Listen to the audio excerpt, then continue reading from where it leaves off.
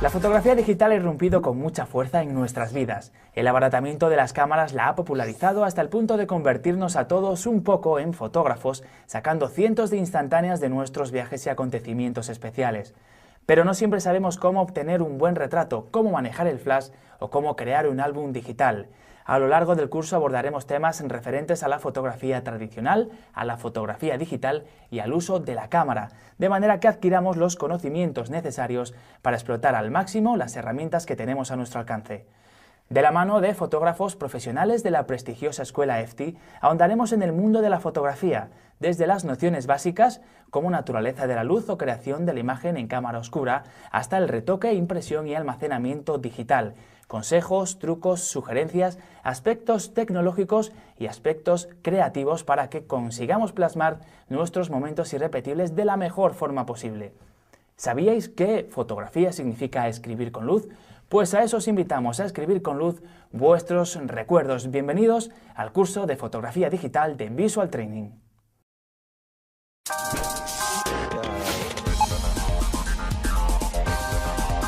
Nos acompaña Beatriz Martínez, fotógrafa y profesora de la prestigiosa Escuela de Fotografía EFTI. Bienvenida, Beatriz. Muchas gracias, Juan Pablo. Decíamos al principio que fotografiar es escribir con luz, pero ¿cómo se forma la imagen dentro de la cámara fotográfica?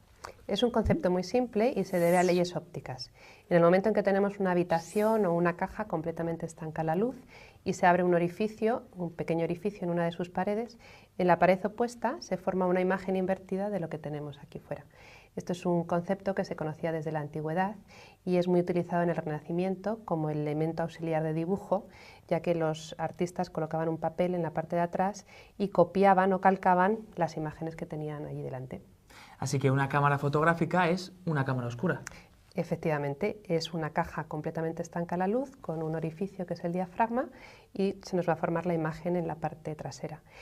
Para que se convierta realmente en una cámara fotográfica lo que necesitamos es registrar la imagen de forma permanente y no con el lápiz del dibujante. Y para esto necesitamos un material fotosensible.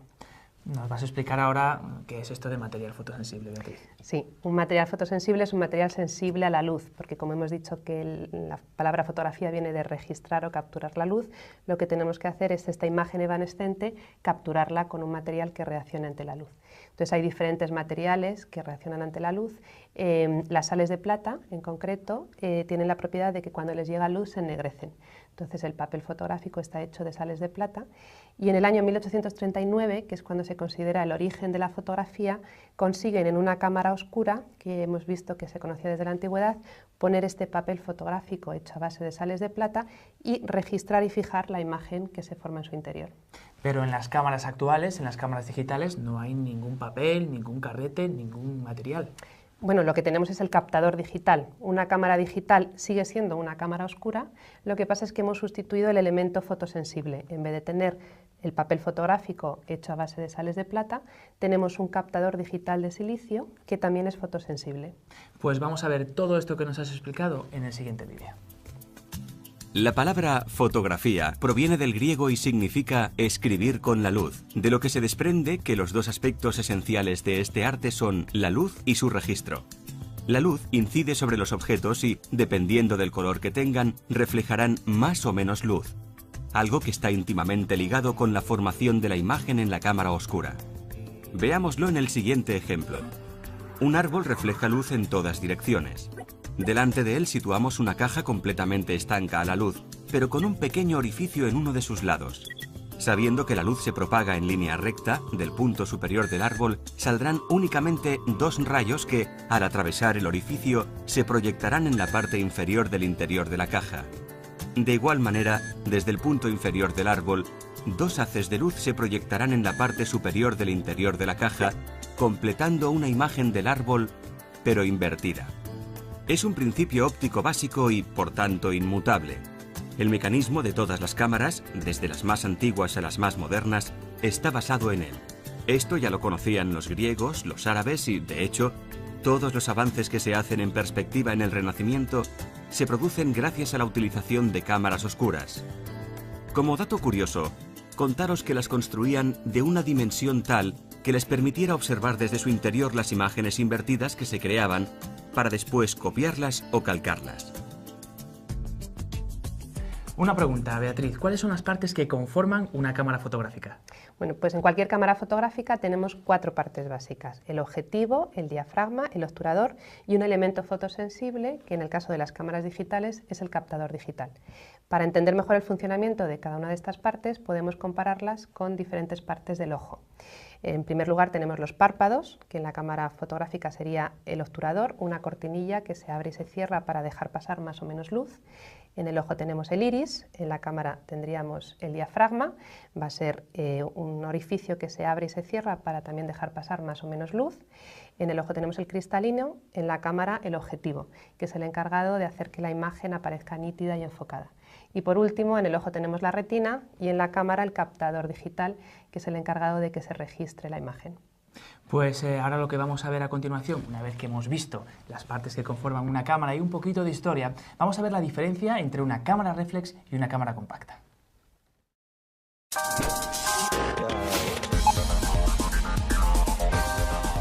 En este punto vamos a conocer las diferencias entre una cámara compacta y una cámara reflex. ¿Cuáles son estas diferencias, Beatriz? Bueno, pues las cámaras compactas se llaman así porque el cuerpo de la cámara y el objetivo son un bloque compacto, no podemos intercambiar objetivos. Mientras que en las cámaras reflex nosotros podemos desmontar y volver a montar los objetivos. Entonces son cámaras de objetivos intercambiables, nos permite tener una serie de ópticas y dependiendo de qué fotografía queramos hacer, ir usando una u otra. ¿Alguna otra diferencia? Sí, las cámaras reflex tienen en su interior un sistema interno de espejos por medio del cual la luz se refleja en el espejo y la vemos a través del visor. Lo que estamos viendo a través del visor es lo mismo que ve el objetivo y lo mismo que luego va a captar el captador digital. Las cámaras compactas, lo que vemos por la pantalla, también es la misma imagen que entra por el objetivo y que luego veremos en la fotografía. Lo que pasa es que en vez de llevar un sistema interno de espejos, lo que llevan es un sistema de vídeo electrónico. ¿Diferencia de tamaño hay? Sí, ¿no? es evidente. Las cámaras reflex son mucho más voluminosas, pesan más, ocupan más espacio. Las cámaras compactas son muy chiquititas, son muy fáciles de llevar en un viaje o para de vacaciones. Las cámaras reflex se consideran más cámaras profesionales porque tenemos muchos más controles y formas de hacer nuestra imagen. Pero con cualquiera de las dos se pueden hacer fotos estupendas. Pues vamos a ver ahora, Beatriz, cómo funciona una cámara reflex. Como vemos en el gráfico, la luz entra por el objetivo y rebota en el espejo a 45 grados. A continuación vuelve a rebotar en el juego de espejos del pentaprisma y llega al visor. Al accionar el disparador, el espejo de 45 grados se levanta y el obturador se abre registrándose la imagen en el captador digital. Así funciona una cámara reflex. Hemos visto las diferencias entre una cámara reflex y una cámara compacta, Beatriz, pero dinos ahora si tienen las mismas partes. Sí, las dos tienen las 4 partes que son básicas en una cámara que hemos visto antes: el objetivo, el diafragma, el obturador y el captador digital. Pues vamos a ver 2 de ellas a continuación, el diafragma y el obturador.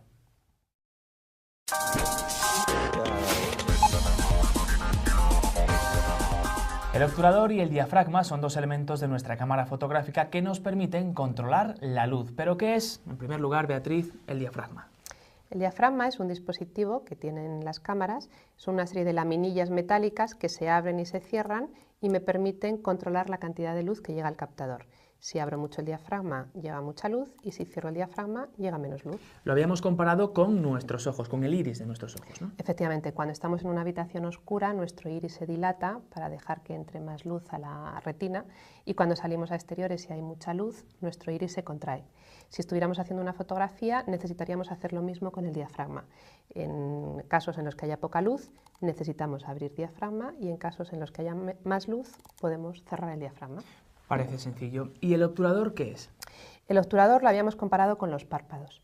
Entonces son unas laminillas que se van a abrir y se van a cerrar a una determinada velocidad. Lo controlo con un anillo que se llama el anillo de las velocidades de obturación. Entonces podemos hacer que esta cortinilla pase más rápido o más lento. Si la cortinilla pasa más lento, llega más luz al captador y si la cortinilla pasa más rápido, llega menos luz. Vamos a ver el funcionamiento de estos 2 elementos en el siguiente vídeo, Beatriz. De acuerdo. El diafragma de las cámaras fotográficas lo controlamos a partir de unos valores numéricos estándar. los números F, que son 1, 1,4, 2, 2,8, 4, 5,6, 8, 11, 16, 22. Como podéis ver en esta escala, un número F pequeño indica que el diafragma está más abierto, y cuando el número F es mayor, significa que el diafragma está más cerrado. Cada uno de estos números F en la escala deja pasar la mitad de la luz que el diafragma anterior y el doble que el siguiente. Por ejemplo, un diafragma 5,6 va a dejar pasar menos luz que un 4, concretamente la mitad. De igual manera, dejará pasar el doble de luz que un F8. Controlamos la abertura del diafragma con un dial que suele estar en la parte superior de la cámara. En otras ocasiones, lo encontraremos en la propia óptica. Dependiendo de la máquina, los números F pueden aparecer en tercios o en enteros. Cuando en fotografía se habla de abrir o cerrar un paso o punto, siempre nos referimos a un paso completo de diafragma. De modo que si estamos con un diafragma 8 y se nos pide abrir 2 puntos, tendremos que poner un F4. Se define velocidad de obturación como la velocidad a la que se abre o se cierra el obturador de una cámara. Controlaremos la velocidad de obturación con un dial que se encuentra normalmente en la parte superior de la cámara. El obturador se controla con el dial que indica las diferentes velocidades de obturación. Los números que aquí aparecen aluden a la rapidez con la que se abrirá y se cerrará de nuevo la cortinilla, o, lo que es lo mismo, a la cantidad de luz que dejaremos pasar. Estas cifras hacen referencia a fracciones de segundo, de manera que el 30 es en realidad un treintavo de segundo y el 1000 una milésima. Este es el tiempo que permanece abierta la cortinilla. Así pues, si lo ponemos en 1, por ejemplo, quiere decir que el obturador permanece abierto un segundo. Independientemente de la velocidad máxima y mínima que ofrezca nuestra cámara, contará como las demás con una posición denominada B para la función Bull. Esta permite mantener el obturador abierto tanto tiempo como mantengamos pulsado el disparador. Se usa especialmente en fotografía nocturna con un cronómetro para controlar la exposición y se suele conectar un disparador remoto para no tener que estar apretando el botón de disparo. Después de ver este vídeo, Beatriz, me pregunto, ¿en qué va a influir el que utilicemos una velocidad de obturación más o menos rápida o un diafragma más o menos abierto? Bueno, pues más adelante vamos a ver que el diafragma me va a influir en lo que llamamos la profundidad de campo, que es el espacio que tengo enfocado en una fotografía, que este puede ser mayor o menor. Y la velocidad de obturación va a influir en cómo se registra el movimiento. Yo puedo congelar una acción o captar la estela del movimiento. Pues vamos a ver a continuación más elementos de nuestra cámara fotográfica.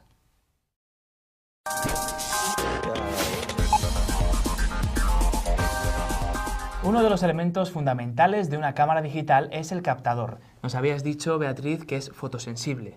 Sí, los captadores digitales son sensibles a la luz y podemos medir su sensibilidad con una escala, que es lo que se llama la escala ISO. Entonces, de esta forma, cuando tenemos poca luz para hacer una fotografía, tenemos varias opciones. O bien abrimos el diafragma, pero hay ocasiones en las que esto no es suficiente, entonces podemos poner una velocidad de obturación lenta, pero esto nos puede provocar que la foto salga movida. Entonces nuestra tercera opción es cambiar la sensibilidad de la cámara y sería aumentarla. Pues vamos a ver en el siguiente vídeo la escala ISO y cómo modificar la sensibilidad de nuestra cámara digital. La escala ISO es la siguiente: 100, 200, 400, 800, 1600 y 3200.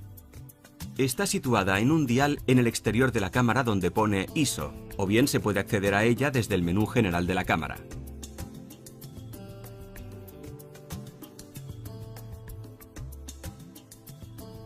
Los sensores digitales tienen una sensibilidad real que suele ser la mínima que aparece en la escala ISO. Cuando aumentamos la sensibilidad en una cámara digital, lo que estamos haciendo es amplificar artificialmente la señal eléctrica, y esto produce un aumento del ruido en la imagen a altas sensibilidades. Esta imagen ha sido disparada con una sensibilidad de 100 ISO. La siguiente imagen con una sensibilidad de 3200 ISO. Aparentemente ambas imágenes parecen iguales, pero cuando ampliamos y nos fijamos en la zona de sombra, podemos claramente apreciar que en la imagen de 3200 ISO aparecen píxeles de colores irreales en la zona de sombras, que hacen que el color de esa imagen parezca más sucio. Hemos visto cómo modular la cantidad de luz a través del diafragma, del obturador y del captador, pero ¿cómo sabemos realmente, Beatriz, cuál es la cantidad de luz que necesitamos?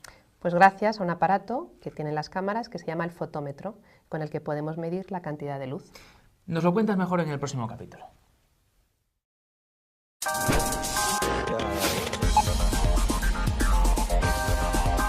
En este capítulo vamos a ver más a fondo ese dispositivo del que nos hablaba Beatriz anteriormente. Beatriz, el fotómetro, ¿en qué consiste?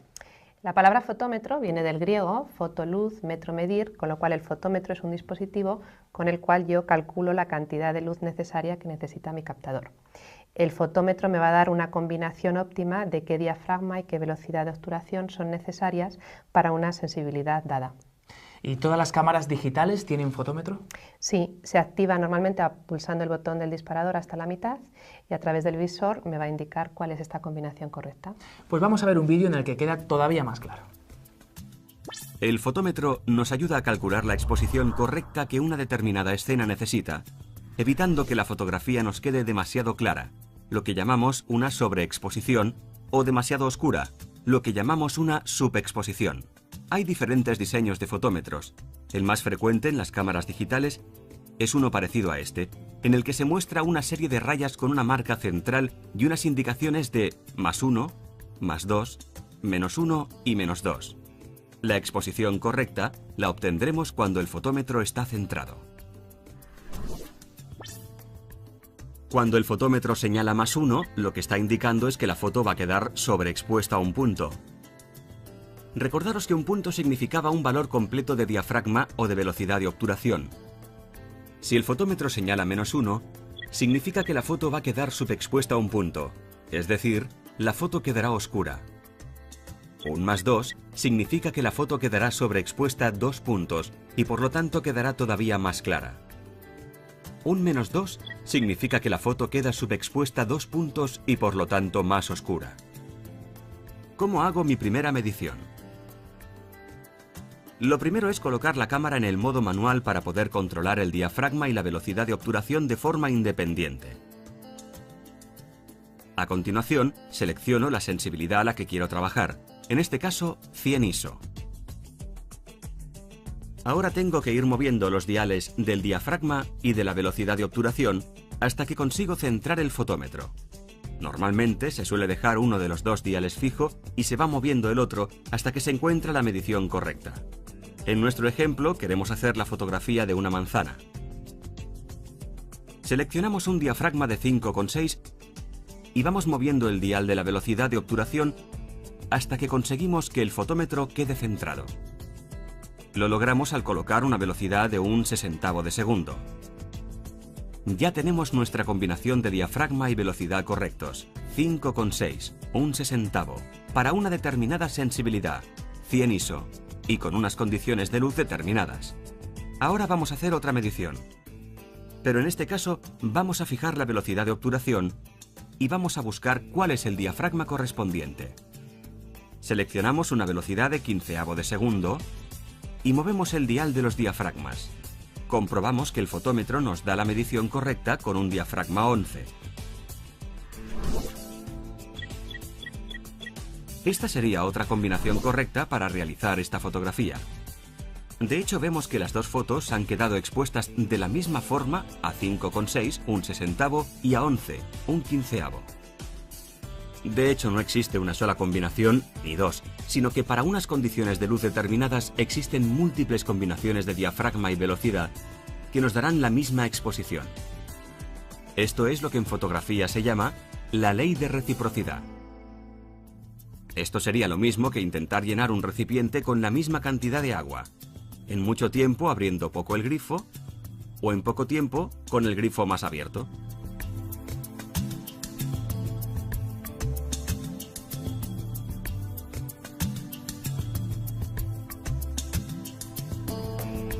Bueno, Beatriz, veo un montón de combinaciones. ¿Cómo sé cuál debo elegir? Pues dependiendo de qué tipo de foto quieras hacer y qué efecto quieras crear en esa foto. Como veíamos, el diafragma influía en los efectos de profundidad de campo y la velocidad de obturación en los efectos de movimiento. Dos conceptos importantes. El primero de ellos, la profundidad de campo, lo vemos en el siguiente capítulo.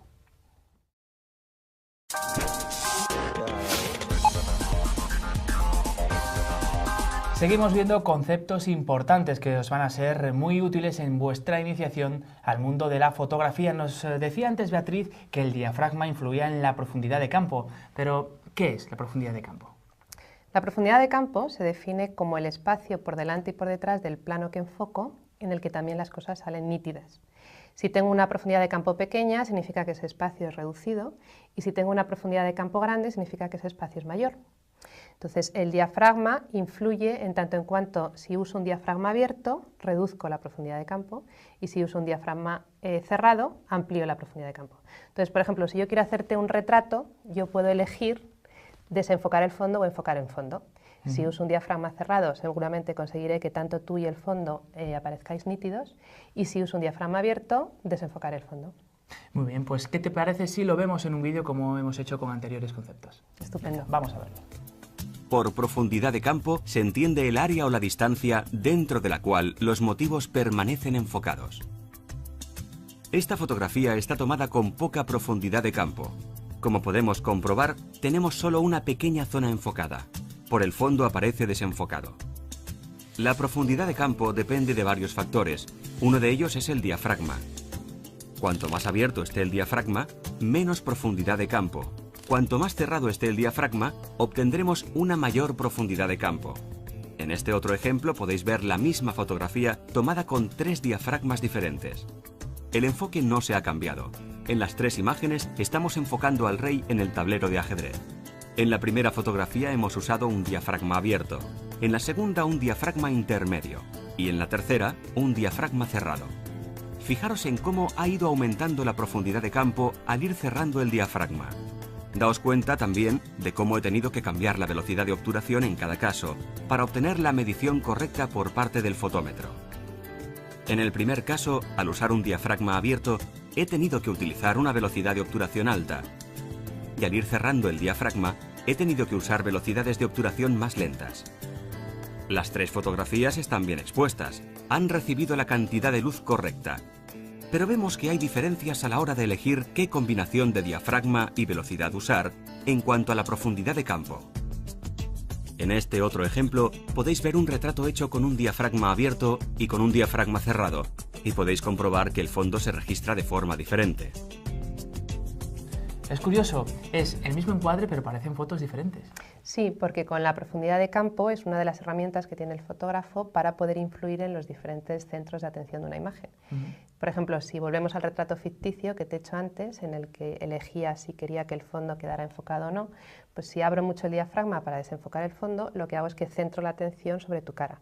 Si en cambio cierro el diafragma para que el fondo también salga enfocado, se empieza a crear una relación en el retrato entre tú y el fondo. Vamos a ver otro aspecto que también me decías antes que modificaba mucho el resultado final de una fotografía. Hablamos de la velocidad de obturación.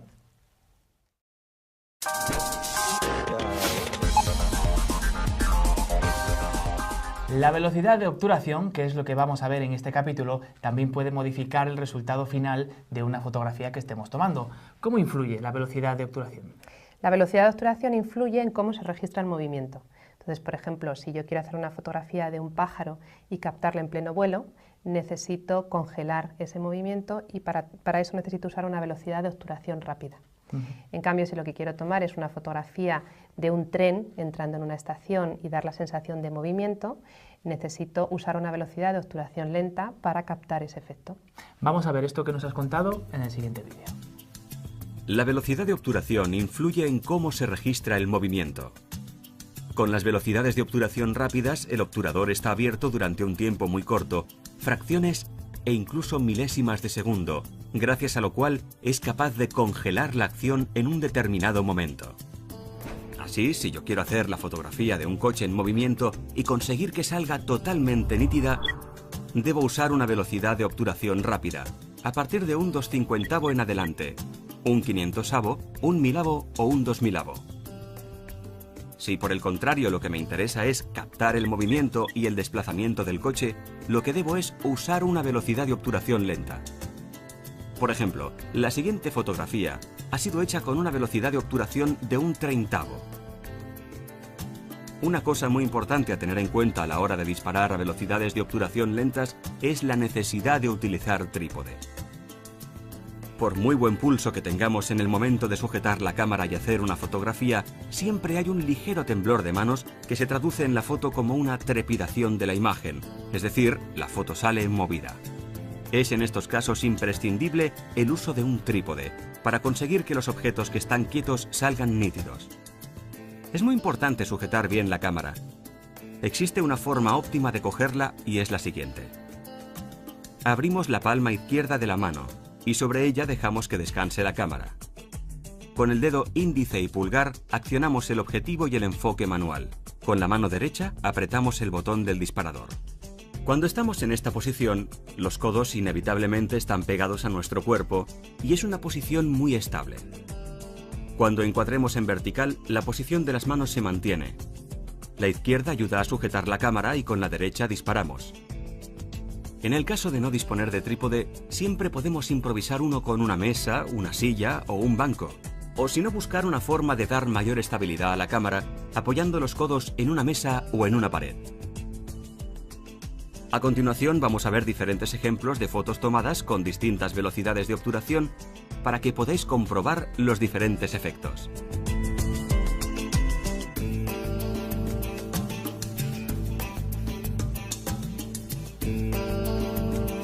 Con estos efectos, Beatriz, con la velocidad de obturación y la profundidad de campo, podemos hacer que el resultado final de la imagen tomada se acerque mucho a lo que tenemos pensado anteriormente, pero quizá es un poco complicado. ¿No hay nada que nos facilite pues, el ajustar todos estos efectos?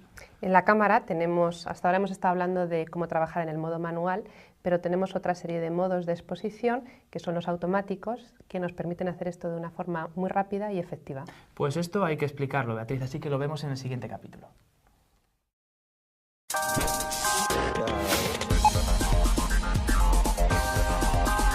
Vamos a ver a continuación los modos de exposición, que son unos ajustes predeterminados con los que la cámara, digamos que te echa una mano a la hora de seleccionar los efectos adecuados, ¿no? Sí, casi todas las cámaras nos ofrecen el modo manual, pero lo que es muy habitual es que tanto en las compactas como en las cámaras reflex tengamos una serie de automatismos o semiautomáticos con los que poder hacer todos estos efectos que hemos visto con anterioridad de una forma un poco más rápida.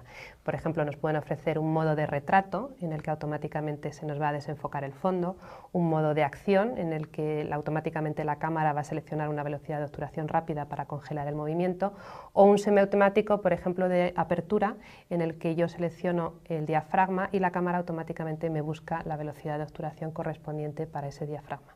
Pues vamos a ver lo que nos estás contando tú en el siguiente vídeo. En las cámaras encontramos los modos de exposición en un dial colocado en la parte superior de la cámara, o bien accedemos a ellos a través del menú. Dependiendo de la cámara podemos tener más o menos modos de exposición. Vamos a explicar los más frecuentes. Todos estos modos son diferentes formas de controlar la combinación de diafragma y obturador, que son necesarios para realizar una exposición correcta y obtener una buena fotografía. M. Modo manual. En él controlo el diafragma y el obturador de forma independiente y tengo que encontrar la combinación correcta atendiendo a las indicaciones del fotómetro. AV. Modo de prioridad de apertura, semiautomático. En este modo, seleccionamos el diafragma que queremos utilizar y el fotómetro colocará automáticamente la velocidad de obturación. STV. Modo de prioridad de velocidad de obturación, semiautomático. En este modo, seleccionamos qué velocidad de obturación queremos utilizar y el fotómetro coloca automáticamente el diafragma necesario. P. La cámara escoge los parámetros de apertura y tiempo de exposición. El fotógrafo puede escoger los demás parámetros que permita la cámara, por ejemplo, el balance de blancos, el modo de flash o la sensibilidad ISO. Modo automático, auto. Todos los parámetros serán elegidos automáticamente por la cámara. Por ejemplo, si no hay suficiente luz, la cámara automáticamente disparará con flash. Tenemos otros modos preconfigurados en la cámara para fotografía de paisajes, retratos, fotos panorámicas, etc. Vamos a ver algunos de ellos. Modo retrato. Es un modo automático en el que la cámara elegirá un diafragma abierto para conseguir poca profundidad de campo. Modo paisaje. Este es un modo automático en el que la cámara elegirá un diafragma cerrado para conseguir mucha profundidad de campo. Modo escena nocturna. Es un modo automático pensado para capturar personas con un fondo de atardecer o nocturno. En este modo el flash se disparará automáticamente e iluminará a las personas. Usará una velocidad de obturación lenta para conseguir captar la luz del fondo de la escena. De esta forma conseguirá que tanto el fondo como la persona queden bien expuestas. Modo acción o deporte. Este es un modo semiautomático en el que la cámara elige una velocidad de obturación rápida para congelar el movimiento. Modo macro. Este es un modo automático para fotografiar cosas a una distancia cercana. Y con este vídeo finalizamos. Ya solo nos queda por conocer el consejo de nuestra experta, Beatriz Martínez, que es fotógrafa y profesora de la prestigiosa Escuela de Fotografía EFTI.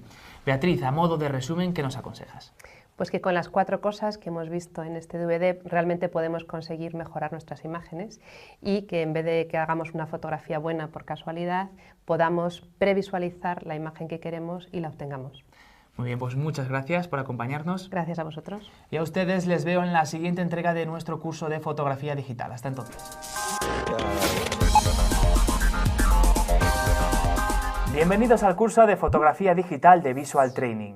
Ya hemos aprendido nociones básicas de fotografía y de nuestra cámara para poder empezar a captar imágenes. En esta ocasión vamos a centrarnos en la composición. Aprenderemos a buscar el mejor punto de vista para una imagen, a utilizar diferentes objetivos y a aprovechar al máximo las diferentes condiciones de luz. ¿A qué ya apetece coger la cámara y ponerse a disparar? Pues comenzamos.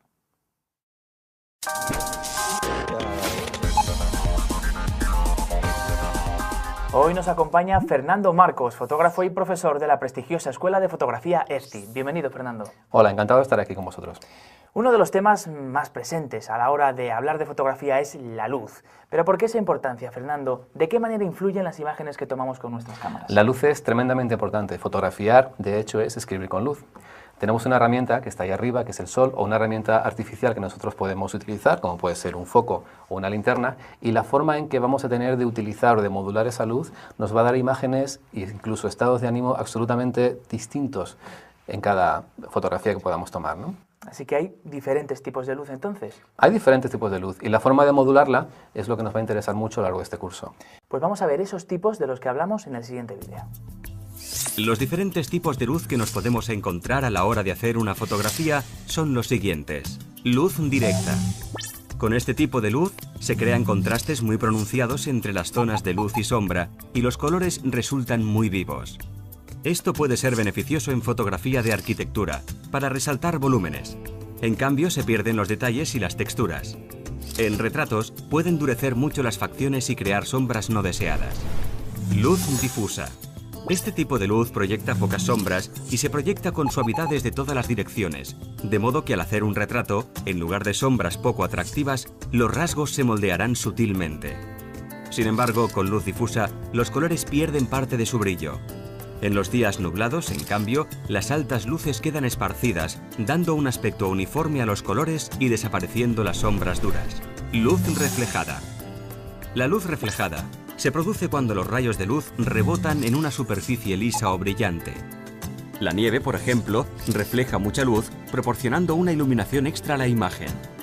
Por el contrario, si la superficie sobre la que incide la luz es oscura, los rayos no se reflejarán, sino que serán absorbidos. Contraluz. Fotografiar a contraluz ofrece una amplia gama de opciones creativas. En este tipo de fotos deberemos escoger cuidadosamente la exposición, ya que de ello dependerá el tipo de imagen creada. Si tomamos la exposición con nuestro fotómetro midiendo en el fondo, pueden crearse siluetas, por ejemplo, con la luz del amanecer o del anochecer, justo cuando el sol se pone tras el horizonte. Ese es el momento en el que los motivos se convierten en sombras y quedan silueteados. En cambio, si tomamos la exposición en el sujeto, conseguiremos un atractivo efecto de halo. Este tipo de iluminación puede ser muy útil en los retratos. Además, ilumina todos los detalles y los colores resultan más cálidos que con la iluminación frontal. En el vídeo que acabamos de ver se nos dan pistas de cómo utilizar la luz como recurso expresivo según su dirección e intensidad, pero habrá otros recursos, Fernando, que debamos tener en cuenta. Hay aspectos y recursos muy importantes también de la luz. Uno es el que seguramente hayan oído hablar nuestros espectadores, que es el color de la luz. Es una expresión que se utiliza mucho, pero realmente la luz tiene diferentes colores y la forma en que tenemos de modular ese color de la luz también nos interesa mucho como recurso expresivo. Pues si nos interesa, lo mejor es que le dediquemos un capítulo, así que vamos a ver balance de blanco y temperatura de color.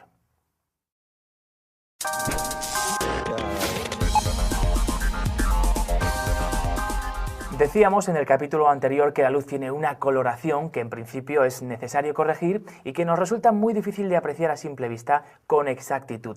¿Por qué sucede esto, Fernando, y cómo influye? ¿Cuál es su importancia en una fotografía? Pues sucede porque realmente la luz proviene de una fuente. Nuestra luz, cuando salimos a la calle, proviene del sol. Si estamos en el interior de algún sitio, pues podemos encender una linterna o estos focos que tenemos a nuestro alrededor.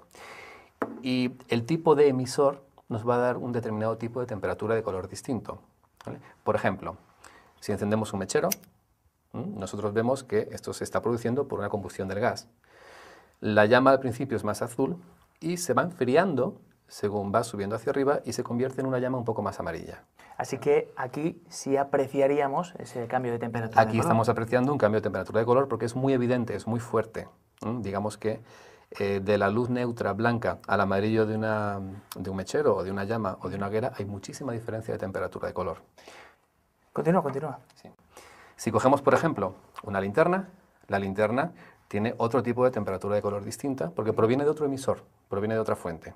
Como vemos todos, es un poco más amarilla, aunque hoy día también hay tipos de luces más neutras, etcétera, pero eso es otro tema, ¿vale?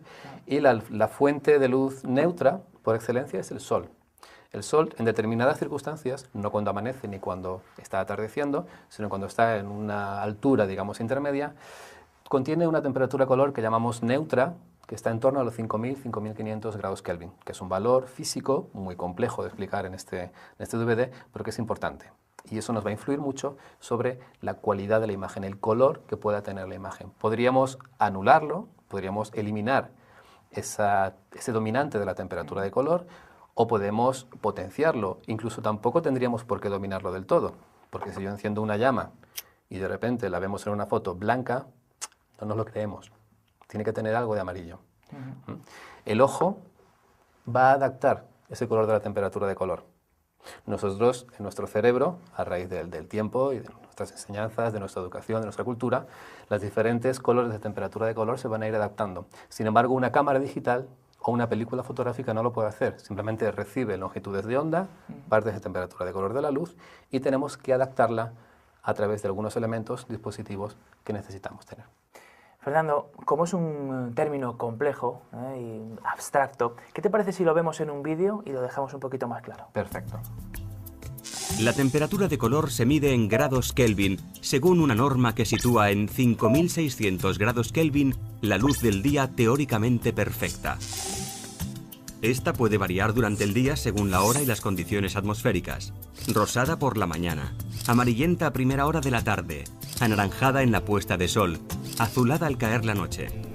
A continuación vamos a ver algunos ejemplos aproximados de temperatura de color con distintas dominantes, de más cálida a más fría. 1700 grados Kelvin, luz de una cerilla. 1850 grados Kelvin, luz de vela. 2800 grados Kelvin, luz incandescente o de tungsteno, iluminación doméstica convencional. 5500 grados Kelvin, luz de día, flash electrónico, aproximado. 5770 grados Kelvin, temperatura de color de la luz del sol pura. 9300 grados Kelvin, pantalla de televisión convencional. 28.000, 30.000 grados Kelvin, relámpago. Normalmente, las cámaras digitales tienen una opción de configuración que permite indicar distintos modos de balance de blancos, corrigiendo así las tonalidades que interpreta nuestra cámara. La mayoría de las cámaras digitales trae incorporado al menos un sistema de balance de blancos automático. Los ajustes de balance de blanco más habituales de las cámaras digitales son los siguientes. Automático. En esta opción la cámara selecciona automáticamente el balance de blancos más apropiado. Interiores. El balance de blancos se ajusta asumiendo que nos encontramos en un espacio iluminado por la luz de una bombilla incandescente o halógena, que es la iluminación típica del hogar. Soleado. El balance se ajusta entendiendo que nos encontramos en un espacio exterior con un tiempo soleado. Nublado. En este balance, la cámara se ajusta asumiendo que nos encontramos en un espacio exterior con un tiempo nublado. Flash. Esta opción se usa cuando hacemos una fotografía usando flash. Preset. Esta última opción se suele usar para condiciones inusuales de luz, en el que la temperatura de color no se ajusta exactamente a ninguna de las anteriores, haciendo una medición específica para esa situación determinada. Una vez preparada la cámara para que capte correctamente la luz, debemos decidir qué incluir en nuestra fotografía y qué no. Es lo que llamamos, Fernando, el encuadre. Fundamental. Importantísimo, ¿no? Nuestro trocito de realidad. Pues vamos a ver cómo podemos seleccionar el mejor encuadre para nuestras fotografías en el siguiente punto.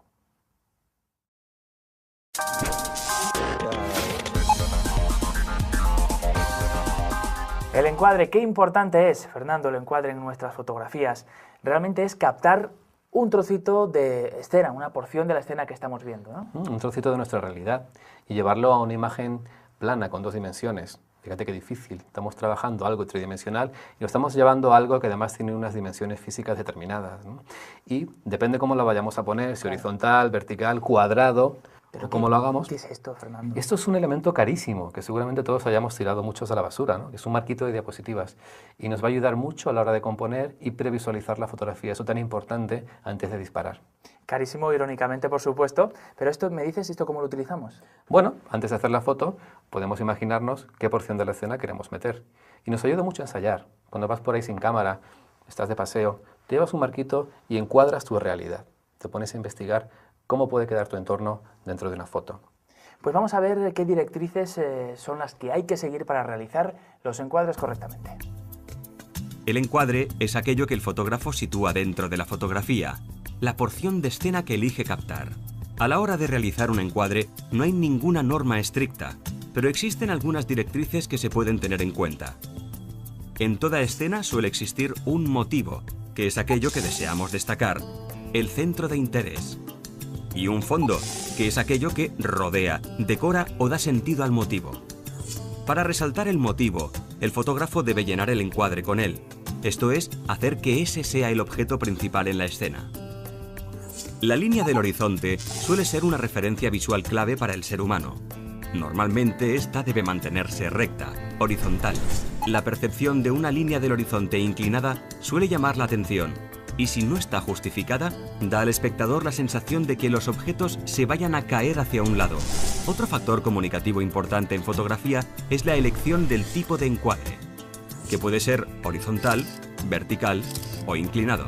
Cada uno de ellos transmite sensaciones diferentes. El encuadre horizontal sugiere quietud, tranquilidad, y suele utilizarse normalmente para paisajes y para fotografías de grupo.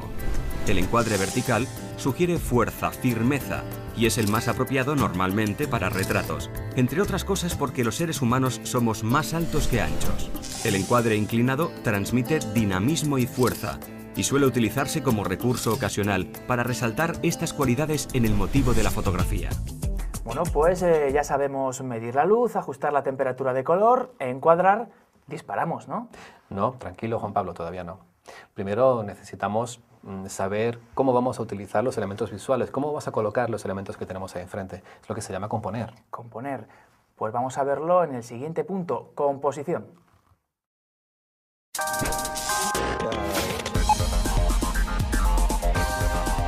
Vamos a ver a continuación la composición. Fernando, una vez que ya hemos conseguido el encuadre, ¿por qué es tan importante la colocación de los elementos dentro de ese cuadro? La verdad es que es muy importante. Fíjate que el encuadre, dentro del encuadre tenemos esas notas sueltas que el compositor, a la hora de componer, pasa a colocar. Y esa forma de colocar esas notas sueltas es lo que va a dar armonía visual. Vamos a conseguir una fotografía más equilibrada, que se lea más rápidamente, que intrigue más al espectador. Hay muchísimos elementos muy sencillos de verdad que nos van a ayudar a que nuestra imagen transmita lo que realmente nosotros queremos que transmita. Algo muy típico que me recuerda a esto que estás hablando es, por ejemplo, cuando vas de viaje y sacas esas primeras fotografías de jovenzuelo, vamos a decir, ¿no? Y siempre centras al personaje. Siempre, sí. Tenemos una manía del fotomatón, yo creo, ¿no? De cuando somos niños, de hacer un retrato totalmente centrado, que no se vea nada del fondo, etcétera, cuando a veces es más interesante dejarlo a un lado y hacer que el fondo colabore a la información que queremos aportar sobre ese retratado, ¿no? Eso sería la composición. Eso es composición, por ejemplo. ¿Y hay alguna directriz que debamos seguir? Hay unas cuantas, hay un montón de directrices muy sencillas, todas, que tienen que ver algo así como con la sintaxis visual, ¿no? Nosotros nos han enseñado a leer desde niños textos, sabemos todos gramática, ortografía, pero nadie nos ha enseñado sintaxis visual. Creo que es importante, ¿no? Pues vamos a ver cuáles son esas directrices básicas que nos van a ayudar a componer. Componer es colocar los elementos en el marco y decidir qué destacar. No existen reglas rígidas respecto a la composición. No obstante, es importante que el fotógrafo conozca algunos recursos cuya eficacia está demostrada y que pueden ser de utilidad para resaltar el motivo o transmitir distintas sensaciones. Un aspecto muy importante a considerar a la hora de componer la fotografía es el formato más adecuado para su presentación. El formato horizontal es el más utilizado para los paisajes y para las fotografías de grupo. Por su parte, el formato vertical suele resultar más adecuado para los retratos, pudiendo obtenerse mayor fuerza al llenar prácticamente el encuadre con el rostro del retratado. Siempre hay que probar los dos puntos de vista antes de hacer la foto y, ante la duda, disparar con los dos formatos. Antes de decidirnos a realizar la foto, es importante que prestemos atención, además del motivo principal, al área más o menos extensa alrededor de él, de la que podremos sacar provecho y que tendremos que vigilar para evitar que altere el resultado. El fondo puede ayudarnos, por ejemplo, a que la fotografía resulte más impactante. O puede jugarnos malas pasadas si se nos cuela algún detalle que estropee el instante o lugar que queremos plasmar. El uso adecuado de la profundidad de campo y de los distintos objetivos nos proporcionará múltiples posibilidades en este terreno. Otros factores importantes a la hora de componer una fotografía es la diagonal de lectura y la regla de los tercios. En las culturas occidentales, las personas acostumbramos a mirar de arriba a abajo y de izquierda a derecha. A esto lo llamaríamos diagonal natural de lectura. Por otro lado, la llamada regla de los tercios nos indica que si dividimos la imagen a partes iguales por dos líneas horizontales y dos verticales, los 4 puntos de intersección de dichas líneas son los que mayor atención recibirán del espectador. Debido a esto, podrá deducirse igualmente que el motivo no debe ir centrado en el encuadre, sino que es preferible descentrarlo ligeramente, ya que así se obtienen imágenes menos simplistas, más atractivas y que ayudan al ojo a recorrer los puntos de atención. Por otro lado, el fotógrafo debe tener presentes las líneas dominantes de la composición que está realizando y utilizarlas para dirigir la atención del espectador. Se puede hallar una línea casi en cualquier cosa. Las diagonales y líneas en S son mucho más interesantes que las líneas paralelas. Se utilizan para imprimir un cierto movimiento a las fotos. El caso más básico de línea dominante es la de horizonte, que actúa de referente para el espectador y es conveniente no colocarla inclinada, sino recta, para evitar la sensación de que la imagen se caiga hacia uno de los lados. Tampoco es conveniente que esté situada en el centro vertical de la imagen, sino a 2/3 por arriba o por abajo, ya que si se coloca la línea del horizonte en el centro, se obtendrá una imagen descriptiva, inexpresiva. Mientras que al bajarla o subirla, estaremos primando el cielo, el mar o la tierra como fondo de la imagen. Otro caso típico son las líneas diagonales que a menudo se forman en las fotografías. Por ejemplo, una carretera, un edificio, todos estos elementos forman líneas dominantes en la fotografía y pueden, por tanto, ser usados para conducir la atención. Un recurso habitual es colocar estas líneas en las diagonales de la fotografía, haciéndolas coincidir con una o más esquinas de la misma. Así, el ojo recorrerá esas líneas desde las esquinas a los centros de interés, ayudando a dirigir hacia ellos la atención del espectador. Finalmente, es importante resaltar dos casos especiales de líneas dominantes: la mirada y el movimiento. La mirada de un ser humano traza una línea imaginaria de gran fuerza expresiva. Cuando la persona retratada está mirando hacia algo, debe abrirse el encuadre situando a la persona a un lado y dejando un espacio libre delante de ella, para ser ocupado por su mirada. Una persona u objeto en movimiento también describe una línea dominante imaginaria con su trayectoria. Cuando el motivo esté entrando en la escena, es conveniente abrir el encuadre nuevamente y dejarle un espacio libre delante para el efecto de movimiento. En este vídeo hemos aprendido a componer mediante la distinta colocación de los objetos dentro del encuadre. Pero, Fernando, ¿hay alguna otra manera de componer, de resaltar el motivo que queremos fotografiar? Hay una muy interesante que es el enfoque. La capacidad que tiene la cámara de poder enfocar diferentes tramos del espacio que queremos sacar dentro de la imagen, ¿no? Es interesantísima porque podemos, por ejemplo, dejar enfocado el ojo y ya sacar en la imagen la oreja desenfocada, ¿no? Para dar protagonismo a la mirada de la persona, ¿no? ¿Eso lo puedes hacer con una cámara digital, con una cámara...? Sí, realmente se puede hacer con prácticamente todas las cámaras a través del anillo de enfoque. Podemos seleccionar justo la zona de máxima nitidez que vamos a intentar conseguir en la imagen, y a través de la profundidad de campo, eso que vimos en el vídeo anterior, podemos conseguir delimitar el espacio que queremos que esté enfocado por delante y por atrás del objeto. Vamos a verlo más claramente en el siguiente vídeo. El enfoque es otro de los elementos fundamentales para dirigir la atención del espectador y resaltar los motivos de nuestras composiciones. El anillo de enfoque de la cámara fotográfica nos permite enfocar a distintas distancias y, controlando la apertura del diafragma y el tiempo de exposición del obturador, podemos conseguir mayor o menor profundidad de campo en la imagen y también enfoques selectivos. Efecto bokeh. El primer gran recurso artístico del enfoque selectivo es resaltar el elemento enfocado, el motivo, frente a todo lo demás que está desenfocado, fondo, reduciendo la profundidad de campo. Por el contrario, en fotografía de paisajes, por ejemplo, es preferible una gran profundidad de campo para abarcar todos los detalles con nitidez en todas las zonas de la fotografía. Además de todas estas opciones para componer, Fernando, hay un tema del que me gustaría hablar. Es la perspectiva. Lo he escuchado y realmente no sé qué quiere decir. La perspectiva es muy importante dentro de la fotografía. Nosotros, el ser humano, tiene una perspectiva determinada que en fotografía va a coincidir con un objetivo que llamamos normal, un objetivo de 50 milímetros, dependiendo de la cámara, pero un objetivo de 50 milímetros. Ese objetivo nos va a dar una perspectiva muy natural. Eso quiere decir que si yo en la realidad veo esta cámara aquí y esta otra cámara a esta distancia, dentro de la fotografía la voy a captar con esa cierta naturalidad visual. Va a estar aquí y esta va a estar aquí. También puedo lo que llamamos exagerar la perspectiva, que se realiza a través de gran angulares. Un objetivo gran angular tiene mucho ángulo de toma, y si yo enfoco esta cámara, esta otra cámara, aunque esté muy cerca de ella, dentro de la imagen la voy a ver muy lejos, muy exagerada. Al caso contrario tenemos un teleobjetivo. Los teleobjetivos, los de distancia focal larga que decimos, estos que se utilizan para hacer fútbol, por ejemplo, ¿no? Seguramente los espectadores hayan visto al portero y parece que tiene detrás al admirador, ¿no? Al que está viendo el partido, parece que está justo detrás de él, aunque esté muy lejos, ¿no? Es porque esos objetivos comprimen la perspectiva, y si yo saco una foto a esta cámara, esta otra cámara, aunque esté más lejos que en la fotografía anterior, va a parecer visualmente que está pegada, que está justo detrás de ella. Por tanto, el utilizar un determinado objetivo, un determinado ángulo visual determinado por la óptica, nos va a dar más o menos profundidad visual dentro de la imagen.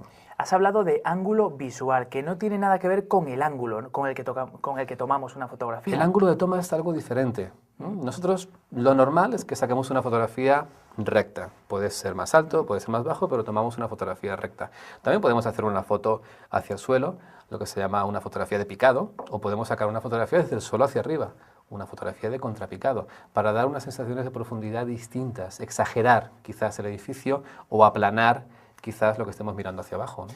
Vamos a ver, Fernando, estos conceptos en el siguiente vídeo. El ser humano, por su propia constitución física, está acostumbrado a ver las cosas desde aproximadamente 1,60 metros de altura y de frente. Las imágenes así se captan de forma clara y descriptiva, si bien no aportan ninguna originalidad. La variación del punto de vista aporta perspectivas diferentes con elementos inesperados que a menudo captan más la atención. Es por esto que existen infinidad de recursos fotográficos en este sentido. Teniendo en cuenta esta premisa general, existen ciertas técnicas ampliamente utilizadas entre los fotógrafos, entre las que podemos destacar el picado, el contrapicado y la toma a ras. El picado consiste en fotografiar un motivo desde arriba hacia abajo y ayuda a resaltar lo pequeño de ciertos objetos, ya que proporciona un punto de vista de superioridad. Al mismo tiempo, es contraproducente en general su uso en fotografía de personas, especialmente niños, o animales, precisamente porque ayuda a verlos como inferiores, les resta importancia y además, si se fotografía de cerca, puede deformar las proporciones de la cabeza con respecto al cuerpo. El contrapicado es la perspectiva contraria al picado, es decir, consiste en fotografiar un motivo desde abajo hacia arriba y ayuda a resaltar la grandiosidad de un elemento. Se suele utilizar para fotografiar edificios o monumentos y también deforma la perspectiva, acentuándose este efecto cuanto más cerca se esté del motivo. La toma a ras consiste en hacer la fotografía a ras de suelo y ayuda a sorprender al espectador con imágenes que un ser humano no acostumbra a ver, ya que no se suele colocar en ese nivel de visión. Este ángulo se utiliza para fotografiar motivos pequeños en su entorno natural, a los que no prestamos habitualmente mucha atención. Ahora ya tenemos las nociones básicas para componer una buena instantánea con cualquier cámara. Un tema importantísimo, el de la composición. Sí, realmente estamos aprendiendo a escribir, ¿no? A escribir. Pero son temas o conceptos un tanto etéreos todos, ¿no? Abstractos. Sí, no realmente. tenemos nada físico aún. Sí, hay muchas cosas físicas. Por ejemplo, esto de aquí, ¿no? ¿Qué es eso, Fernando? Es un objetivo. El objetivo es importante. Muy importante. Pues lo vemos en el siguiente capítulo.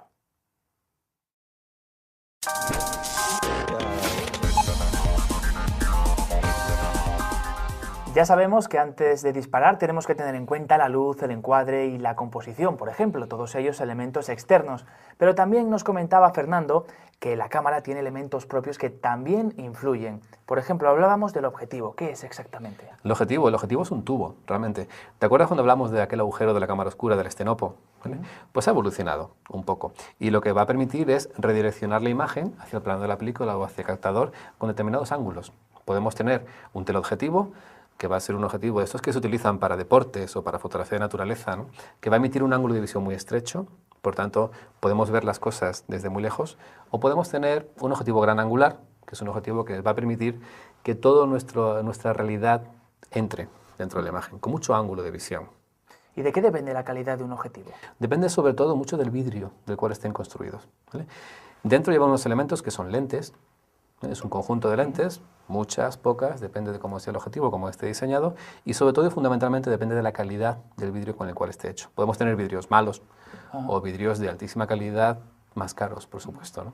Un término que he escuchado y que no sé realmente qué significa. Distancia focal. Distancia focal. Te lo voy a explicar otra vez con mi maravilloso encuadrador. Carísimo. Carísimo encuadrador. Bueno, esto es un gran angular. Yo me lo acerco, podríamos hablar de un objetivo 28 milímetros, por ejemplo, y más o menos algo así como que no es exactamente así, pero para que los espectadores lo puedan entender, desde el centro del objetivo hasta el plano donde se va a enfocar la imagen, habrían 28 milímetros. Un 50 milímetros, que es un objetivo que se considera normal, porque se parece mucho a la perspectiva visual, desde el centro al plano de la película habrán 50 milímetros. Un 300 milímetros son 30 centímetros de distancia entre el plano de la película y el centro, entre comillas, del objetivo. Esto para que lo podamos explicar de una manera sencilla, ¿no? Entonces aquí tenemos un objetivo ¿de cuánto? Este objetivo es de los que llamamos de longitud focal variable. Comúnmente se llaman zoom.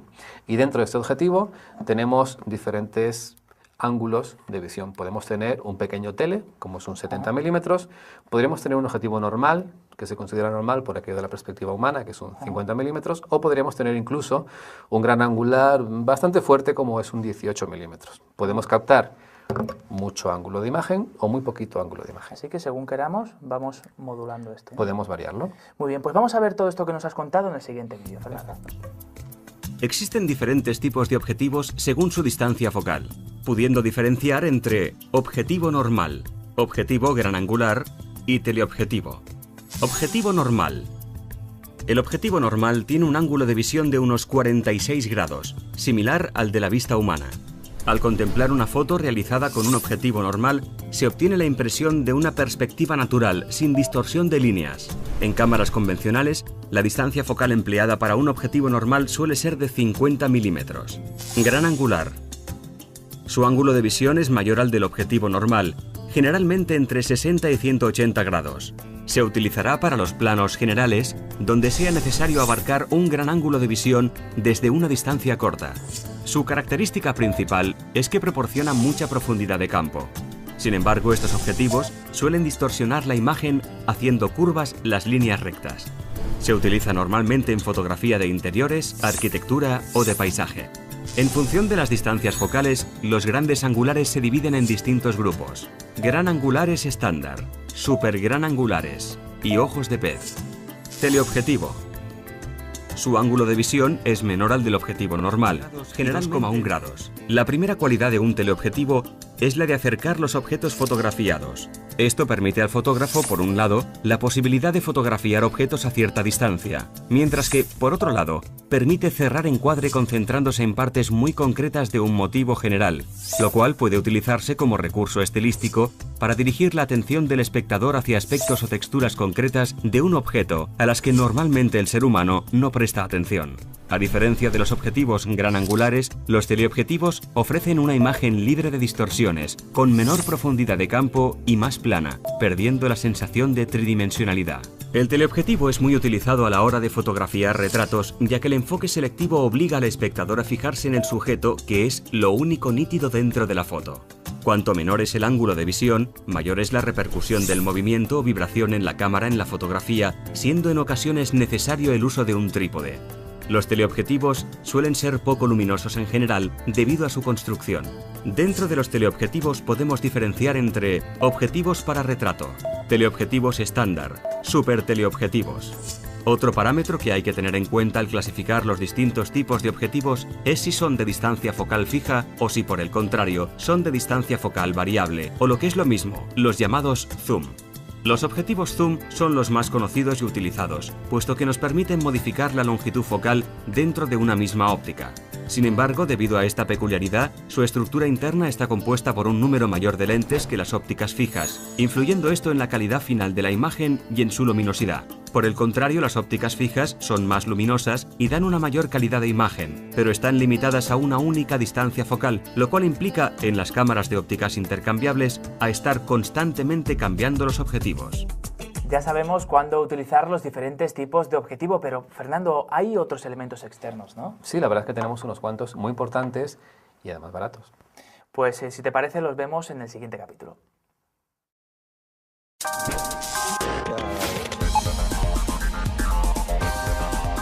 En este capítulo vamos a tratar los accesorios, los más básicos, los que cualquier aficionado debería tener. Por ejemplo, Fernando, los filtros. Los filtros realmente se utilizan más de lo que la gente piensa. Un filtro es una superficie de vidrio o de plástico, pero normalmente ya son todos de vidrio, con un determinado color o transparente, que lo que va a hacer es filtrar la luz, dejar que pase un determinado color de la luz y retener otros componentes. En digital se utilizan menos que en otro tipo de fotografía, pero tenemos dos tipos que sí nos interesan mucho para nosotros. Uno de ellos es el que llamamos filtro protector. Tiene diferentes formas de llamar, pero filtro protector a veces se llama skylight. Como ves, es un filtro transparente que lo que nos va a hacer es, sobre todo, proteger el objetivo. El filtro se enrosca delante del objetivo, vienen con determinados diámetros, pero puedes tener un objetivo más grande, un objetivo más estrecho, vienen con determinados diámetros, lo enroscamos y, sobre todo, lo que va a hacer es proteger las lentes frontales de arañazos, piedras, etcétera. Porque un filtro puede costar muy poco dinero, pero un objetivo puede costar mucho dinero. Sí. ¿Cambia lo que es la imagen? ¿Cambia la fotografía? En este caso, en fotografía digital, poco. No nos hace demasiado cambio. Porque antes en analógico sí teníamos que filtrar más la luz. Ahora el balance de blancos cumple un poco esa función. Pero claro, proteger el objetivo nos interesa. Claro. ¿Y existen otros tipos de filtros que cambien la imagen que queremos registrar? Hay otro más muy importante que es el filtro polarizador, que lo vamos a ver mejor en el vídeo. Pues vamos a ver esos filtros polarizadores que nos comenta Fernando. Los filtros polarizadores. Estos filtros están construidos sobre la base de dos cristales, uno fijo y el otro con movimiento de rotación que se gira hasta conseguir el efecto deseado. Elimina reflejos indeseados en superficies como agua o cristal. También mejora el colorido de la hierba y el follaje debido a que se filtran los reflejos azulados del cielo. Filtros protectores. Son cristales sin ningún efecto en la imagen y se usan para proteger la lente del objetivo de la suciedad y arañazos. Los más habituales son el filtro Skylight o 1A y el UV, UVA. Ya hemos visto cómo utilizar los filtros, en especial para obtener resultados creativos, pero hay otros elementos que son muy prácticos para cualquier fotógrafo. Fernando. Muy sencillos y baratos. Ya tenemos la cámara puesta en un trípode para que no se nos mueva. Le tenemos colocado el parasol para que no entre luz parásita. Le ponemos un cable disparador para que no movamos la cámara a hacer la fotografía y hacer fotos buenas. Pues vamos a verlo en el siguiente vídeo en profundidad. Parasol. El parasol es un accesorio que se coloca en el extremo del objetivo para eliminar la luz parásita o dispersa que resta contraste a las imágenes. La geometría del parasol depende de la distancia focal y será más corto y abierto cuanto menor sea la distancia focal y más grande y estrecho cuanto mayor sea la distancia focal. Una elección errónea del parasol puede producir viñeteado en la fotografía. En el caso de usar zoom, habrá que usar el parasol adecuado a la menor distancia focal de este. Trípode. El trípode es un accesorio con 3 puntos de apoyo que permite mantener la cámara fotográfica completamente estática. Suelen tener una zapata que se ajusta a la cámara con una rosca para dejarla permanentemente en ella y así acoplar la cámara rápidamente al trípode sin tener que enroscarla. Permite girar la cámara vertical, horizontalmente y moverla en altura. El trípode es necesario en exposiciones largas, a partir de un 1/30 de segundo aproximadamente, al usar teleobjetivos, pues un ligero movimiento en la cámara supone un movimiento muy grande en un sujeto enfocado a gran distancia. Es recomendable que el trípode sea pesado y estable para conseguir que la cámara esté completamente quieta. Si se prefiere uno ligero, se recomienda utilizar un disparador para no mover la cámara en el momento de apretar el botón del obturador. El disparador. El disparador es un accesorio que nos permite efectuar un disparo sin afectar al movimiento de la cámara cuando utilizamos un trípode. Los primeros y los más utilizados constan de un cable más o menos largo, con un botoncito en un extremo y una rosca en el otro, la cual se inserta en el pulsador de disparo del obturador. A estos le siguieron los disparadores electrónicos por control remoto, que afectaban aún menos al movimiento de la cámara. Este es el tipo de disparadores que se utilizan en las cámaras SLR automáticas. Bueno, Fernando, así que todos estos elementos hacen que el acabado final de nuestra foto mejore. Mucho, la verdad es que son elementos muy sencillos que puedes llevar en la bolsa sin ningún problema y nos va a ayudar mucho a que la foto no se nos trepide, no se nos mueve, queda más nítida, más cromática, mejora mucho la imagen, de verdad que sí. Vamos a ver el siguiente capítulo, ¿visor o LCD?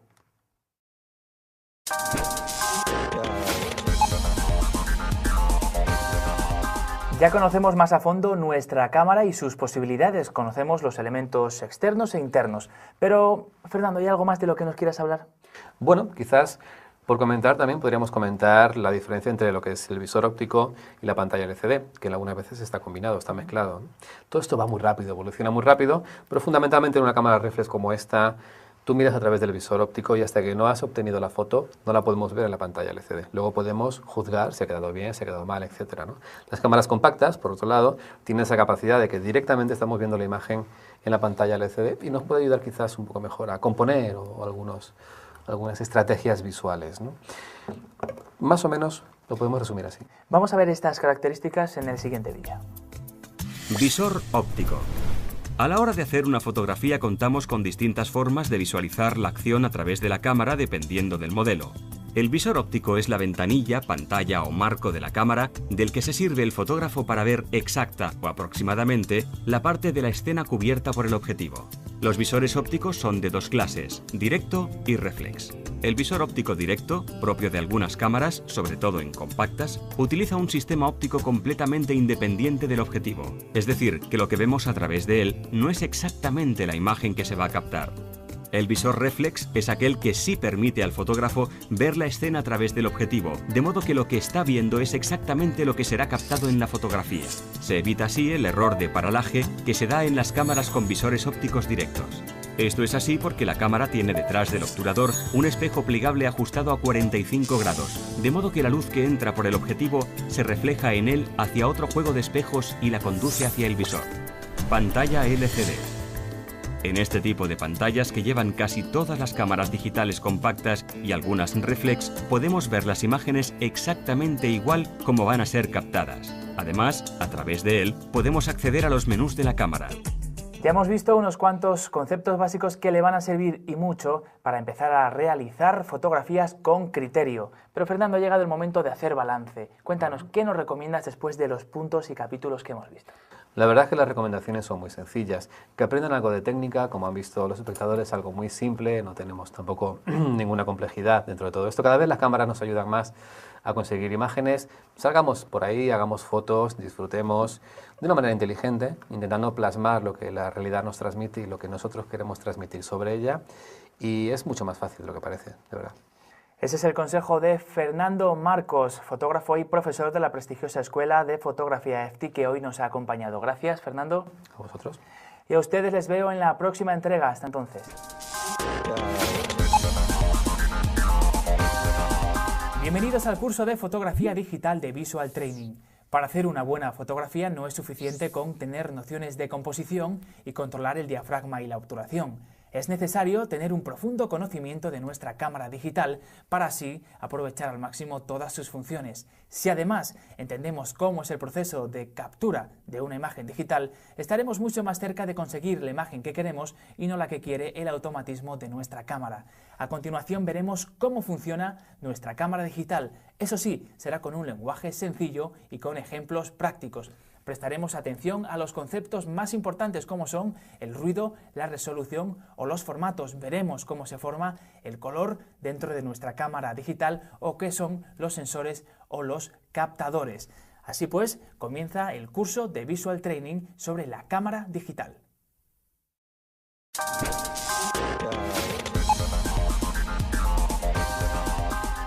Hoy nos acompaña Ezequiel Blufstein, diseñador gráfico y profesor de la prestigiosa Escuela de Fotografía EFTI. Bienvenido, Ezequiel. Gracias, Juan Pablo. Vamos a tratar en este primer punto la imagen digital y el píxel. Cuéntanos en primer lugar qué es una imagen digital. Bien, principalmente tendríamos que explicar que existen dos formatos de imagen digital o dos formas de estructurar una imagen digital. Una es la que habitualmente se conoce con el nombre de sistema vectorial, que quizás es menos conocido porque es un sistema que quizás no sirve o no es tan práctico a la hora de representar una foto. Por lo tanto, se utiliza más para todo lo que sea gráficos y logotipos, imágenes planas, ¿vale? Por otro lado, tenemos este otro sistema que es el que casi todos alguna vez hemos oído nombrar la palabra bitmap, que significa mapa de bits, y que es una imagen que sí es un sistema fotográfico y que sí nos permite representar de una forma muy fiel una fotografía y que se basa sobre todo en la utilización de un módulo muy pequeño que es el que se conoce con el nombre de píxel. Así que píxel, digamos que es una unidad mínima, ¿no? Sí, podríamos definir el píxel como el átomo o la unidad más pequeñita en la estructura o en la composición de una imagen digital o de una fotografía digital. Te pongo un ejemplo. Nosotros estamos viendo ahora mismo esta foto en pantalla. Si tú pudieras meterte dentro del monitor, lo que realmente verías es un gran mosaico formado por millones de cuadraditos muy pequeñitos y cada uno de un color diferente. Bien, pues cada uno de esos cuadraditos es lo que se conoce en fotografía como un píxel. Así que cualquier fotografía que nosotros capturemos está formada por cuadraditos pequeños que no vemos. Exactamente. Las características más importantes, quizás si tuviéramos que definir de este píxel, de esta unidad mínima, podríamos simplificarla en dos. Por un lado, el hecho de que cada píxel es absolutamente indivisible, por eso es una unidad mínima, es como una especie de átomo. Es decir, no podemos fraccionar un píxel en dos. Y por otro lado, cada píxel puede llegar a tener un único color. Pero la característica más importante es que cada píxel de la imagen puede llegar a tener un color diferente del resto. Es decir, podemos tener 1 millón de píxeles en la imagen o 10 millones y que cada uno tenga en un momento dado un color diferente. No siempre sucederá, pero podría darse la situación. Muy interesante el mundo del píxel. Vamos a ver todo esto que nos has contado, Ezequiel, en el siguiente vídeo. Los píxeles se disponen en un espacio bidimensional que llamamos matriz. Cada píxel puede contener una cantidad variable de información que se mide en bits, que es la unidad mínima de información en informática. A mayor cantidad de bits por píxel, más información y, por tanto, más calidad de imagen. En el sistema binario, un bit puede estar representado por un 0 o por un 1. En una imagen a un bit por píxel, cada píxel puede representar únicamente blanco o negro. La imagen que obtenemos con esta cantidad de información es de máximo contraste, sin ningún tono medio. En una imagen a 4 bits por píxel, la gama tonal que cada píxel puede representar se amplía enormemente. 2 por 2 por 2 por 2 igual 16 grises distintos. Una imagen a 8 bits presenta una gama de 256 tonos, lo que permite una transición muy sutil entre los distintos tonos de gris que nuestro ojo ya no es capaz de separar, y hace que la imagen en escala de grises tenga mucho mejor aspecto. En fotografía analógica, la película está formada por pequeños granos de haluros de plata sensibles a la luz. Estos, al encontrarse muy juntos, forman la imagen que vemos. En fotografía digital, estos granos pequeñitos son sustituidos por píxeles. La imagen que obtenemos, ya sea a través de una pantalla o un escáner o una cámara digital, es un enorme mosaico de millones de píxeles. Un píxel solo puede ser de un color, rojo, verde, azul o de una mezcla de los tres, pero solo de un color. El píxel, Ezequiel, tan pequeño como importante. Pues sí, Juan Pablo, sí que es importante, la verdad, porque aunque realmente es pequeño y no lo vemos, el píxel es la estructura de cualquier foto digital que nosotros podamos hacer. O sea que realmente cuando nosotros estemos viendo una foto o editando o ajustando una foto, realmente lo que estamos haciendo es corregir píxel por píxel, aunque evidentemente no nos demos cuenta, claro.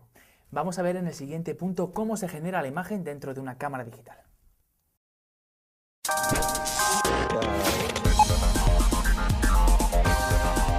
Sensores y conversor analógico digital. Decíamos, Ezequiel, que vamos a ver cómo se formaba la imagen dentro de una cámara digital. ¿Cuál es el proceso? Bien, principalmente si tuviéramos que establecer una estructura básica en la formación de la imagen digital, tendríamos que hablar sobre todo de tres partes. Es decir, una vez que la luz atraviesa el objetivo de la cámara, hay sobre todo tres bloques que son, por un lado, el sensor o captador de la cámara, por otro lado, lo que es el conversor analógico digital, y por otro lado el almacenamiento. Es decir, el primer paso, que es el sensor, se encarga de recibir la luz como tal y transformar esas señales lumínicas en información eléctrica, es decir, en cargas eléctricas. Esas cargas eléctricas podríamos decir que viajan hasta este otro dispositivo que es el conversor, conocido como DAC, que se encarga de transformar esas señales eléctricas en información digital, es decir, en información en código binario, básicamente para que nos entendamos en unos y ceros. Y por último, este proceso de almacenamiento que implica el tener que guardar en algún sitio toda esta información para que podamos reutilizarla. Este proceso comienza con el sensor. ¿Qué es en sí un sensor? Pues el sensor en sí mismo es un chip, es un dispositivo electrónico muy pequeño que está, de alguna manera podríamos decir, reemplazando a lo que es el carrete o la película en una cámara analógica. El sensor está formado por una superficie fraccionada en millones de celdas muy pequeñitas. Cada una de estas celdas contiene un material que es fotosensible, es decir, un material que es sensible a la luz. Y lo que va a hacer es, de la cantidad de luz que reciba, cada una de esas celdas con su material sensible va a generar una pequeña señal eléctrica que por supuesto será mayor o menor dependiendo de la cantidad de luz que reciba. ¿Y hay varios tipos de sensores o hay uno solo? Bueno, principalmente hay dos tipos de sensores en el mercado que son los que se conocen con el nombre de CCD o CMOS, que principalmente son dos tecnologías, dos formas de fabricarlos bastante diferentes entre sí y que cada uno tiene, pues, como todo, sus ventajas y sus desventajas. Pues vamos a ver en el siguiente vídeo todo lo que nos has dicho, pero un poquito ampliado y por supuesto de una manera más visual. Conversor analógico digital.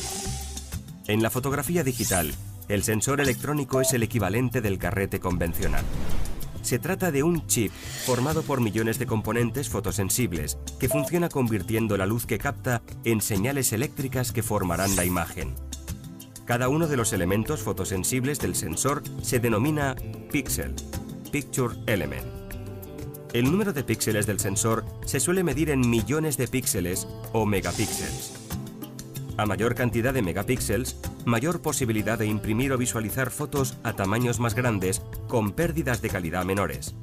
Una resolución de 2 megapíxeles se suele considerar la mínima para la impresión de fotografías a tamaño 10 por 15 centímetros. En cuanto a la tecnología de los sensores, las más extendidas actualmente son sensor CCD. Es el más extendido tanto en fotografía como en vídeo. Sensor CMOS, que va ganando popularidad gracias a su menor consumo de energía y su menor coste de fabricación. Sensor de imagen CCD. El sensor CCD o dispositivo de carga acoplada es uno de los más comunes y utilizados en la imagen digital. Proporciona buena calidad de imagen. Sin embargo, su coste es elevado por su complejo proceso de fabricación, lo que encarece las cámaras que lo llevan. Para su funcionamiento, el CCD necesita de un chip externo denominado conversor analógico digital, que es el que se encarga de convertir los datos de cada píxel en datos binarios, para que nuestro ordenador los pueda leer. Sensor de imagen CMOS. El sensor CMOS o sensor semiconductor complementario de óxido metálico presenta varias ventajas respecto al sensor CCD. El CMOS puede integrar muchas funciones y procesos, tales como comprimir fotografías o cambiar datos analógicos a digitales, mientras que en el CCD estos procesos se realizan fuera del chip. A su vez, también consume mucha menos energía, evitando que alcance una temperatura excesiva, lo que le confiere mayor duración. Una cuestión particular es que los sensores de imagen no pueden captar las imágenes en color, son monocromos. Es decir, solo pueden memorizar la intensidad de la luz, pero sin color. Para captar la imagen en color, se necesitan varios sistemas de filtros rojos, verdes y azules delante de cada píxel en el sensor. Ya sabemos cómo se genera la imagen, pero no hemos visto ese último paso del proceso, el almacenamiento. Bueno, pues eso, si te parece, lo vemos en el próximo punto. Pues lo vemos ahí, hablaremos de buffer y memoria.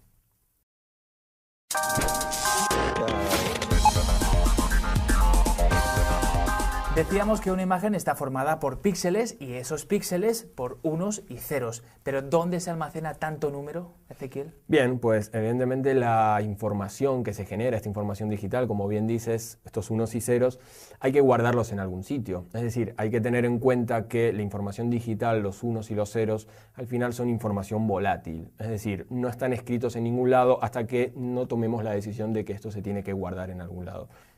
Sí, te iba a decir que buffer y memoria, este es el título de este punto. La memoria nos suena, pero el buffer quizá menos, ¿no? Bien, pues podríamos decir que el almacenamiento de la información digital dentro de la cámara se produce en dos instancias. Es decir, en una instancia previa, que es esto que tú me preguntas, que es el buffer, que es como una especie de almacenamiento muy rápido. Es decir, cuando uno dispara una foto, o si uno, por ejemplo, utiliza modos de la cámara que sacan muchas fotos en un segundo, toda esa información, al generarse tal volumen de unos y ceros, de alguna manera hay que guardarlo en algún sitio que sea un sistema muy rápido. Es decir, se tiene que poder almacenar de una manera casi inmediata. Pues para eso existe el buffer. No es una memoria excesivamente grande, pero sí permite grabar información a una velocidad muy, muy rápida. La memoria ya nos suena más, son las típicas tarjetas que Exacto, podemos ver aquí. sí, estas tarjetas que podemos ver aquí, por ejemplo, son dos modelos de tarjetas de memoria que son las que utilizan sobre todo la gran mayoría de las cámaras digitales. Sobre la tarjeta, pues hay varios tipos, ¿no? Hay varios tipos, es un mundo muy grande, tenemos de diferentes formatos, de diferentes tipos de fabricación. Todas se basan en un mismo estándar, que es el tipo de memoria que utilizan. Esto quizás suene un poco raro, pero esto es lo que se conoce como la memoria flash. Es decir, es un tipo de memoria de una velocidad de lectura y escritura bastante rápida y todas las tarjetas, por más diferentes de marcas o modelos que sean, todas se basan en el mismo tipo de memoria. Para ver de una manera más clara todo lo referente a la memoria, os hemos preparado el siguiente vídeo. El buffer es la memoria de la cámara reservada para el almacenamiento temporal de información digital mientras que está esperando ser procesada. Una vez se ha finalizado la captura de la imagen, se traslada a la tarjeta de memoria. La tarjeta de memoria se caracteriza porque se puede borrar y reutilizar. Se puede sacar de la cámara e introducirse al ordenador o directamente a la impresora. Existen diferentes clases de tarjetas. Algunas de ellas pueden almacenar diferentes tamaños de archivos, dependiendo de la capacidad de cada una y del precio de adquisición. Las clases de tarjetas de memoria flash más comunes son Compact Flash y Secure Digital Card, SD. Las tarjetas Compact Flash son unas de las mejores del mercado, ya que presentan todos los tamaños y a un precio muy competitivo por megabyte de almacenamiento. Es considerada la tarjeta de los profesionales por su alta capacidad de almacenamiento de datos y velocidad en lo que respecta a la escritura de información. Secure Digital Card, SD, se caracteriza porque presenta un tamaño muy reducido. Su formato y su coste razonable la hacen muy popular. Se puede utilizar las tarjetas SD en todos los aparatos electrónicos tales como reproductores de MP3, teléfonos o cámaras de foto digitales. Así que, Ezequiel, estos dos son los dos tipos más comunes de tarjetas. Sí, efectivamente, son los dos más comunes, el tipo SD y el tipo Compact Flash, pero vale aclarar que no son los únicos y también es importante aclarar que realmente uno no siempre elige qué tipo de tarjeta quiere utilizar. Así que yo no puedo decir, bueno, yo voy a utilizar ahora pues esta, o esta que es más pequeña. No, no exactamente. Realmente quien decide qué tipo de tarjeta podemos utilizar es el fabricante de la cámara. Es decir, la mayoría de las cámaras traen un tipo de tarjeta que admiten, pero evidentemente en cámaras profesionales ya podemos encontrar modelos determinados que nos permiten pues igual elegir una o elegir otra, y en ese caso sí podrías elegir. Yo creo que nos ha quedado claro. Vamos a ver a continuación cómo se forma el color dentro de una cámara digital.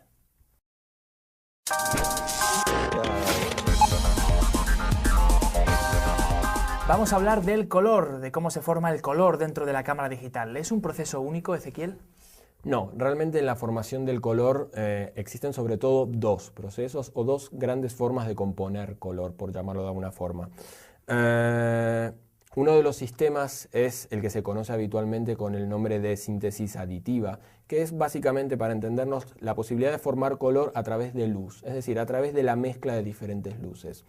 Este sistema sobre todo es el que se utiliza en sistemas de reproducción, como puede llegar a ser, por ejemplo, la cámara o el monitor que tenemos aquí, o un televisor, etc.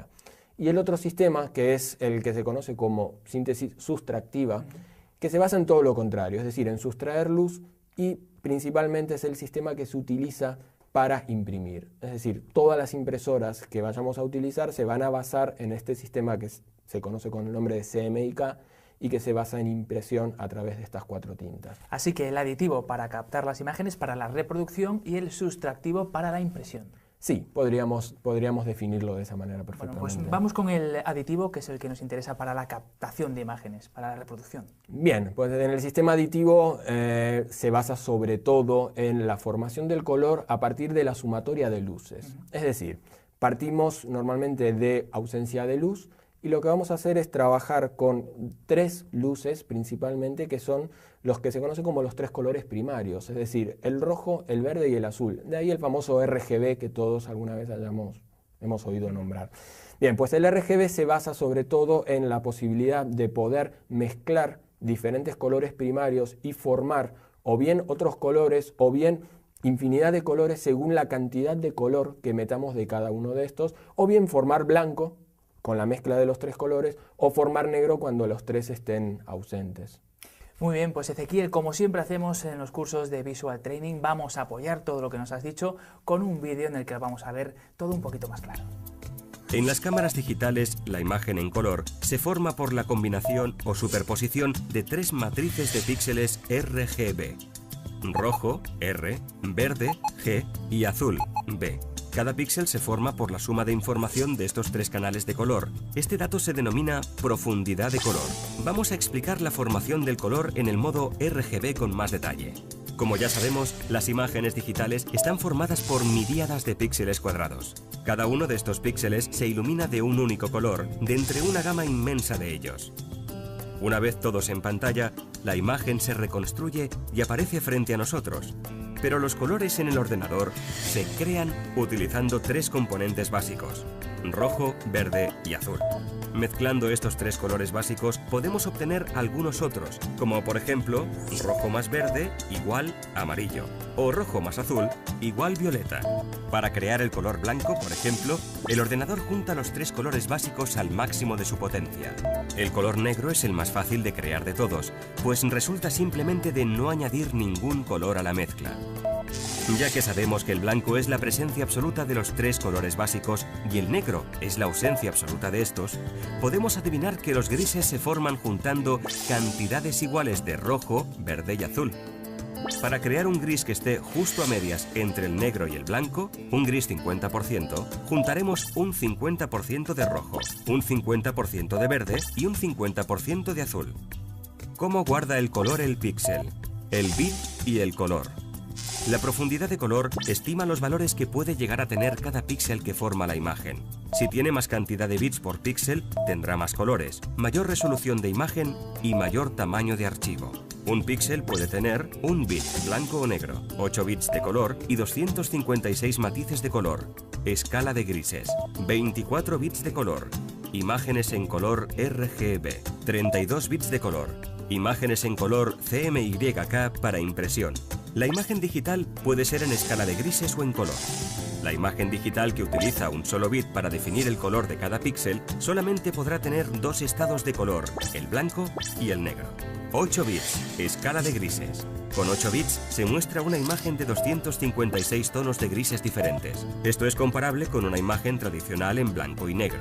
24 bits de color RGB. Una imagen digital en color se crea con los parámetros en RGB por la famosa síntesis aditiva del color rojo, verde y azul. Si anteriormente necesitábamos 8 bits para captar una imagen de 256 tonos de un solo color, ahora precisamos 8 bytes. Es decir, 24 bits para llegar a representar el tono adecuado a cada píxel de la fotografía en color. 8 bits de color rojo, 8 bits de color verde y 8 bits de color azul.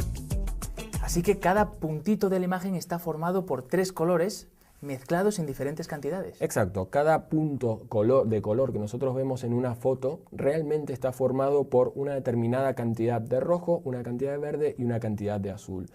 Es decir, son 3 píxeles, pero superpuestos, con lo cual nosotros lo que vemos es un único píxel con la mezcla de estos 3 colores. ¿Y qué pasa con el blanco y negro? ¿Qué pasa con la escala de grises que veíamos en el vídeo? Bueno, pues aunque la foto esté formada o estructurada en rojo, verde y azul, realmente si estas 3 luces fueran exactamente iguales, es decir, si el rojo, el verde y el azul tuvieran exactamente la misma intensidad, el resultado, lo que nosotros veríamos no es ningún color, es decir, veríamos un valor de gris, con lo cual nosotros podemos formar perfectamente a partir de rojo, verde y azul imágenes en blanco y negro o más correctamente dicho en escala de grises. ¿El blanco cuándo se formaría? Pues el blanco se forma cuando las 3 lámparas, la roja, la verde y la azul, están encendidas a su máximo de potencia.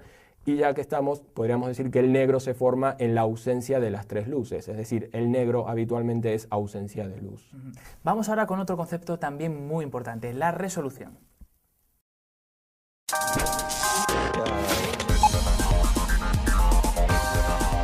A continuación vamos a explicaros qué es la resolución. Bueno, más que vamos, va a explicaros qué es la resolución. Ezequiel.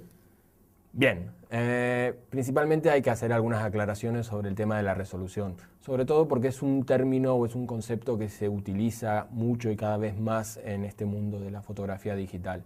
Existen diferentes tipos de resoluciones, es decir, existen resoluciones en diferentes partes del proceso de la formación de una imagen digital. Entonces, principalmente podemos encontrar 2 tipos de resoluciones, que son, por un lado, la resolución de la cámara, y por otro lado lo que es la resolución de impresión. Es decir, cuando imprimimos, por ejemplo, en la impresora que tengamos en nuestra casa, qué tipo de impresión queremos generar, con cuánta tinta y demás. Vale, pues vamos con la que nos interesa, la resolución de cámara. ¿Cómo obtenemos Bien, la resolución? Sí, pues la resolución de la cámara está dada sobre todo por el sensor que traiga la cámara. Es decir, habíamos dicho en otro capítulo que el sensor estaba formado por una retícula, por una especie de mosaico de millones de celdas pequeñísimas y que cada una de esas celdas se convierte a posteriori en la imagen ya formada en un píxel. Pues la resolución de cámara está dada por la cantidad de celdas o píxeles que traiga el sensor. Te pongo un ejemplo sencillo. Si tuviésemos un sensor, por ejemplo, que tenga solo 10 celdas a lo ancho por 6 a lo alto, 10 por 6, 60, diríamos que la resolución de nuestra cámara o de nuestro sensor es de 60 píxeles. Por supuesto que nosotros podríamos pedirle a la cámara a la hora de hacer la foto que nos dé 60 píxeles o también podríamos decirle que nos dé 30, 15 o algún número inferior o incluso superior. Bueno, hay otros conceptos interesantes acerca de la resolución que les mostramos en el siguiente vídeo. La resolución total de una imagen digital se obtiene multiplicando su anchura por su altura en pantalla. Por ejemplo, la imagen de 1200 por 1200 píxeles es igual a 1.440.000 píxeles, que expresado en megapíxeles es igual a 1,4 megapíxeles.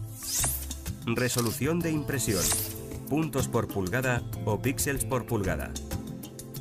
La resolución de impresión es la relación entre las dimensiones digitales de una imagen y las físicas que tendrá una vez impresa sobre papel. La resolución se mide en puntos por pulgada o píxeles por pulgada. O lo que es lo mismo, el número de píxeles que hay en una pulgada, medida que equivale a 2,54 centímetros. Existen diferentes resoluciones dependiendo del trabajo o destino de la imagen. Se recomiendan las siguientes. Imágenes para visualizar en pantalla de ordenador o colgar en Internet, 72 puntos por pulgada. Imágenes para impresión, 150 puntos por pulgada como mínimo, pero se aconseja los 300 puntos por pulgada que dan óptimos resultados. Pixelación. Cuando se usa una resolución demasiado baja para imprimir una imagen, se produce el fenómeno de la pixelación, imprimiéndose unos píxeles de gran tamaño que dan a la imagen un aspecto de poca definición. En las cámaras digitales, la resolución se modifica a través del menú, el cual puede variar dependiendo del modelo de cámara que estemos utilizando.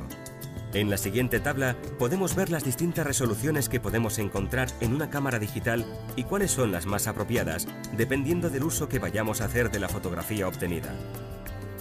6 megapíxeles o mayor. Con esta resolución podremos obtener copias de gran calidad en tamaño A3 o incluso mayores. 3 megapíxeles. Este tamaño de imagen es suficiente para imprimir fotografías en tamaño A4. 2 megapíxeles. Suficiente para imprimir copias en tamaño A5. Menos de 1 megapíxel. Este tamaño no está recomendado para impresión. En cambio, las reducidas dimensiones de este tipo de archivos hacen que sea ideal para visionar las imágenes en un monitor o enviarlas por Internet. Entonces, Ezequiel, ¿tener más resolución, más píxeles, implica tener más calidad? Bueno, no necesariamente, Juan Pablo, porque realmente hay que tener en cuenta que tener mayor cantidad de píxeles no siempre implica que el sensor sea realmente bueno o que la foto que vayamos a obtener sea mejor solo por tener más cantidad. Es decir, hay otros factores que influyen en la calidad de la imagen, como por ejemplo el tipo de sensor que estemos utilizando o como por ejemplo el tamaño del sensor. Con lo cual no hay que creer que por tener mayor cantidad de megapíxeles la imagen necesariamente va a ser mejor. Aunque sí vale aclarar que el hecho de tener mayor resolución de cámara nos va a permitir en un futuro poder mandar a imprimir esa foto a un tamaño mayor con una menor pérdida de calidad. Eso sí realmente nos lo va a determinar la resolución de la cámara o tener una resolución mayor, pero vale aclarar que no necesariamente más megapíxeles implican más calidad. Pues con esto, Ezequiel, cerramos este punto y vamos con el siguiente, formatos de imagen.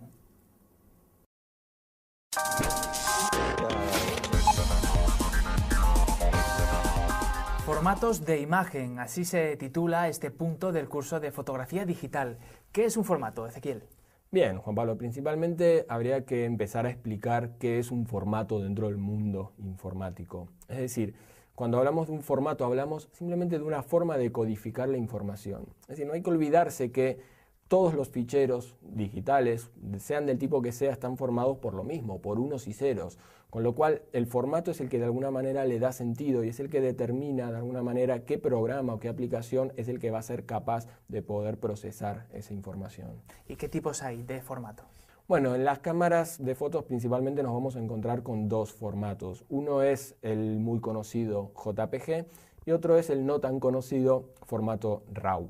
Bueno, ¿cuáles son esas diferencias entre ambos formatos? Bueno, digamos que el formato RAW, en crudo o en bruto de su traducción, es una especie de formato en el cual nosotros le pedimos a la cámara que nos dé la información tal cual fue vista por el sensor, es decir, por el sensor que trae la cámara.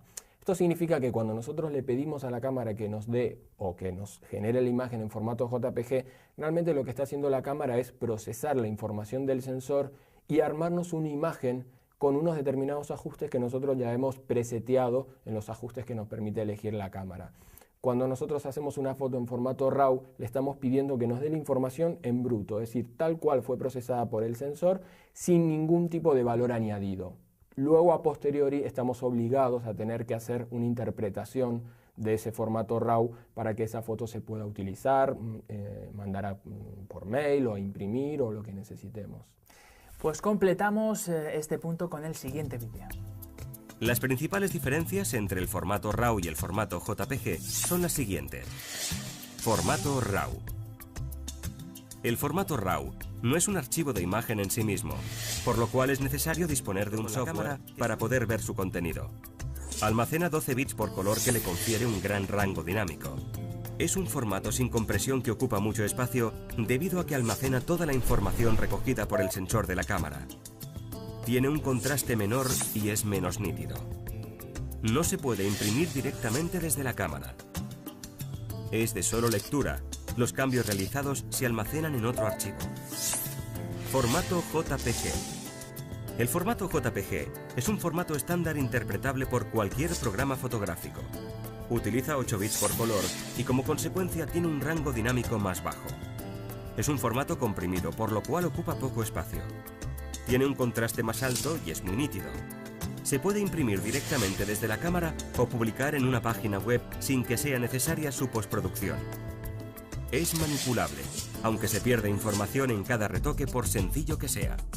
JPG, RAW, pero ¿existen otros tipos de formato? Sí, por supuesto. JPG y RAW quizás sean los dos más conocidos dentro de las cámaras, pero por supuesto que dentro del mundo de la imagen existen otros muchos formatos. Sobre todo cabría mencionar uno que también es muy conocido y muy utilizado en la imagen digital, que es el formato TIFF. Bueno, vamos con otro concepto, el concepto de ruido.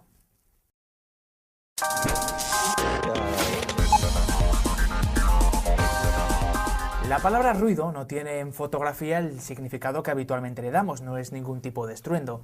¿A qué nos referimos cuando hablamos de ruido? Bien, ruido en fotografía habitualmente hace mención a esa especie de texturado o de granulado que muchas veces encontramos sobre las fotos. Muchas veces se traduce en una especie de granitos o de puntitos de color desparramados con cierta aleatoriedad por toda la foto. ¿Y qué causa el ruido? Bueno, realmente hay diferentes causas, hay diferentes motivos o situaciones en las que se puede provocar o incrementar el ruido. Algunas de las más comunes suelen ser el trabajo con sensibilidades altas, por ejemplo a 1600 ISO siempre vamos a tener más ruido que a 100.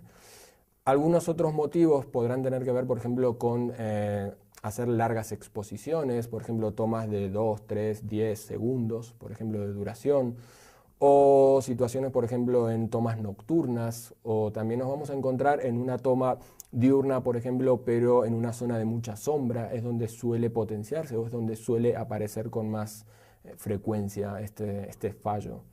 Vamos a ampliar en el siguiente vídeo lo que nos has dicho, Ezequiel, y además vamos a dar algunos consejos para evitar el ruido. Cuando hablamos de ruido de una imagen digital, nos referimos a esos puntos de color repartidos al azar, especialmente en las áreas de sombra y zonas monocolor. El ruido de las fotografías digitales es habitualmente comparado con el grano de la película fotosensible.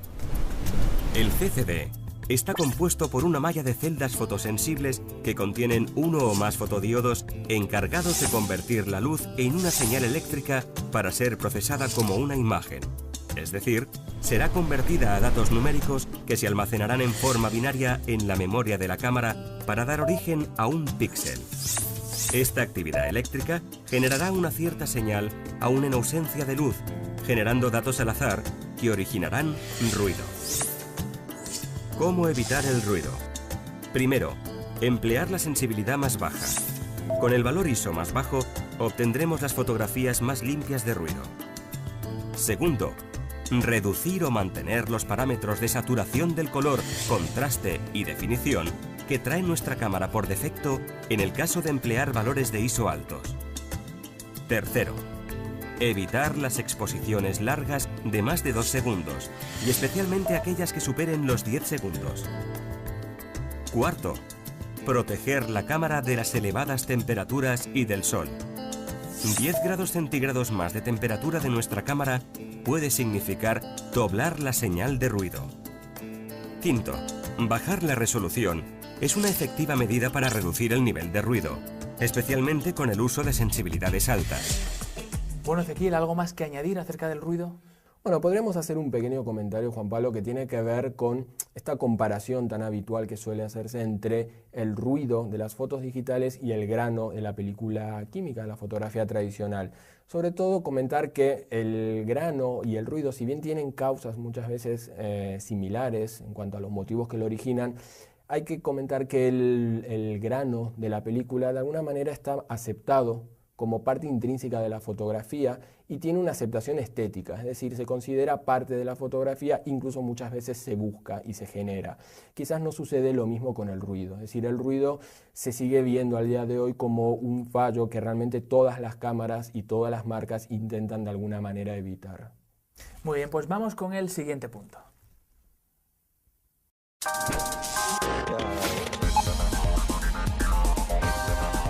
Vamos a hablar a continuación de ajustes de cámara. Las cámaras actuales tienen gran cantidad de parámetros que podemos personalizar. Ezequiel. Sí, efectivamente. Las cámaras, la mayoría de las cámaras tienen todos los que son los parámetros básicos y parámetros que han existido siempre, que tengan que ver con el control de la toma y demás. Pero sí es real que con el advenimiento de las cámaras digitales esto quizás se ha multiplicado y han aparecido muchísimos botones y muchísimas funciones y parámetros de ajuste que antes quizás no existían. Por supuesto que depende de la marca, depende del modelo y depende de muchas cosas que traigan mayor o menor cantidad de ajustes, pero sí hay unos ciertos ajustes, unos ciertos parámetros estándar que nos lo vamos a encontrar prácticamente en todas las cámaras digitales. Cuantos más botones o más funciones o parámetros, pues más personal podremos hacer nuestra foto, ¿no? Sí, sin lugar a duda. Cuanta mayor cantidad de posibilidades tengamos de setear y de controlar, evidentemente vamos a poder disponer de una manera más fina el tipo de foto que queremos hacer y todo lo que esté en torno a la foto. Vamos a ver el siguiente vídeo que nos explica muy bien cuáles son los diferentes ajustes que podemos encontrar en nuestra cámara digital. En el cuerpo de las cámaras fotográficas tenemos una serie de botones para facilitar el acceso a los diferentes ajustes. Cuanto más conozcamos estos, más partido le sacaremos a nuestra cámara y estaremos preparados para cualquier tipo de situación. En los cuerpos más ergonómicos, que suelen ser los de las cámaras reflex, el índice y el pulgar quedan situados en el punto exacto para poder modificar el diafragma y la velocidad de obturación y hacer uso del disparador. A continuación, vamos a aprender a utilizar el resto de botones que hay en los cuerpos de las cámaras fotográficas. En la parte superior de la mayoría de las cámaras reflex encontramos el acceso directo al cambio de ISO, al del balance de blancos y al de calidad de las imágenes. Con esto conseguiremos un ajuste muy rápido y adecuado a la escena que queremos captar sin necesidad de hacerlo a través del menú. La batería y las tarjetas de memoria también se encuentran alojadas en el cuerpo de la cámara. Ambas tendrán un sistema de apertura cómodo y seguro para que podamos acceder a ellas en cualquier lugar sin temor a que se nos caigan. Es muy importante conocer la autonomía de estos dos elementos, pues es usual quedarse sin energía para el funcionamiento de la cámara o sin espacio de memoria. Por lo tanto, conocer su consumo o su capacidad nos ayudará a calcular su autonomía y así evitaremos sorpresas. En el cuerpo de las cámaras también se encuentran alojadas las conexiones por las que podremos enviar las fotos a un ordenador o a un visor de imágenes sin necesidad de sacar la tarjeta de memoria. También encontraremos la conexión para el cable Syncro, cuya función es la de sincronizar la obturación de la cámara con el destello de la luz del flash de estudio. Las cámaras compactas tienen un flash incorporado y su activación viene determinada por el uso de los controles de flash. En cambio, las cámaras reflex suelen tener el flash oculto en la parte superior del cuerpo de la cámara, por encima del pentaprisma, para una mayor ergonomía. En la parte inferior de todas las cámaras encontramos una rosca hembra estándar para fijar en ella el trípode, muy necesario en gran número de ocasiones. Las cámaras digitales tienen una pantalla LCD en su respaldo, cuyo uso es doble. Por un lado, nos permiten el visionado de las imágenes que se van haciendo, y por otro, el manejo del menú. El menú controla prácticamente la totalidad de las funciones de la cámara. Se suele dividir en 4 apartados, que serán menú de reproducción, menú fotográfico, menú de configuración personal y menú configuración. El menú de reproducción permite configurar de manera personal todos los aspectos referentes al visor de imágenes, como borrar las imágenes, el tiempo de duración del pase de diapositivas o la visualización de la imagen una vez realizada. Con el menú fotográfico podremos personalizar la nomenclatura de los archivos fotográficos que vaya creando la cámara, así como elegir el espacio de color en el que se crearán las imágenes. También la calidad de la imagen, su tamaño y la sensibilidad ISO. Y por último, el menú de configuración personal permite adecuar todos los parámetros de la cámara de forma personalizada. En este menú, el fotógrafo podrá programar la cámara atendiendo a sus requerimientos para cada situación. Es decir, creará varios programas en los que podrá guardar su configuración ideal. Por ejemplo, para paisajes, para deportes, para retratos, y en todos ellos tendrá una gran gama de opciones. Así que, Ezequiel, nos animas a no tener miedo ante tanto botón. No, por supuesto, hay que perderle el miedo poco a poco a la cámara, hay que ir familiarizándose con todas las opciones que nos trae y de a poquito ir conociéndola, que son muchas las posibilidades que nos da. Otro consejo de Ezequiel Blufstein, que hoy nos ha acompañado y que es diseñador gráfico y profesor de la escuela EFTI. Gracias por haber estado con nosotros, Ezequiel. Al contrario, muchas gracias, ha sido un placer. Y a vosotros os veo en los siguientes capítulos. Hasta entonces.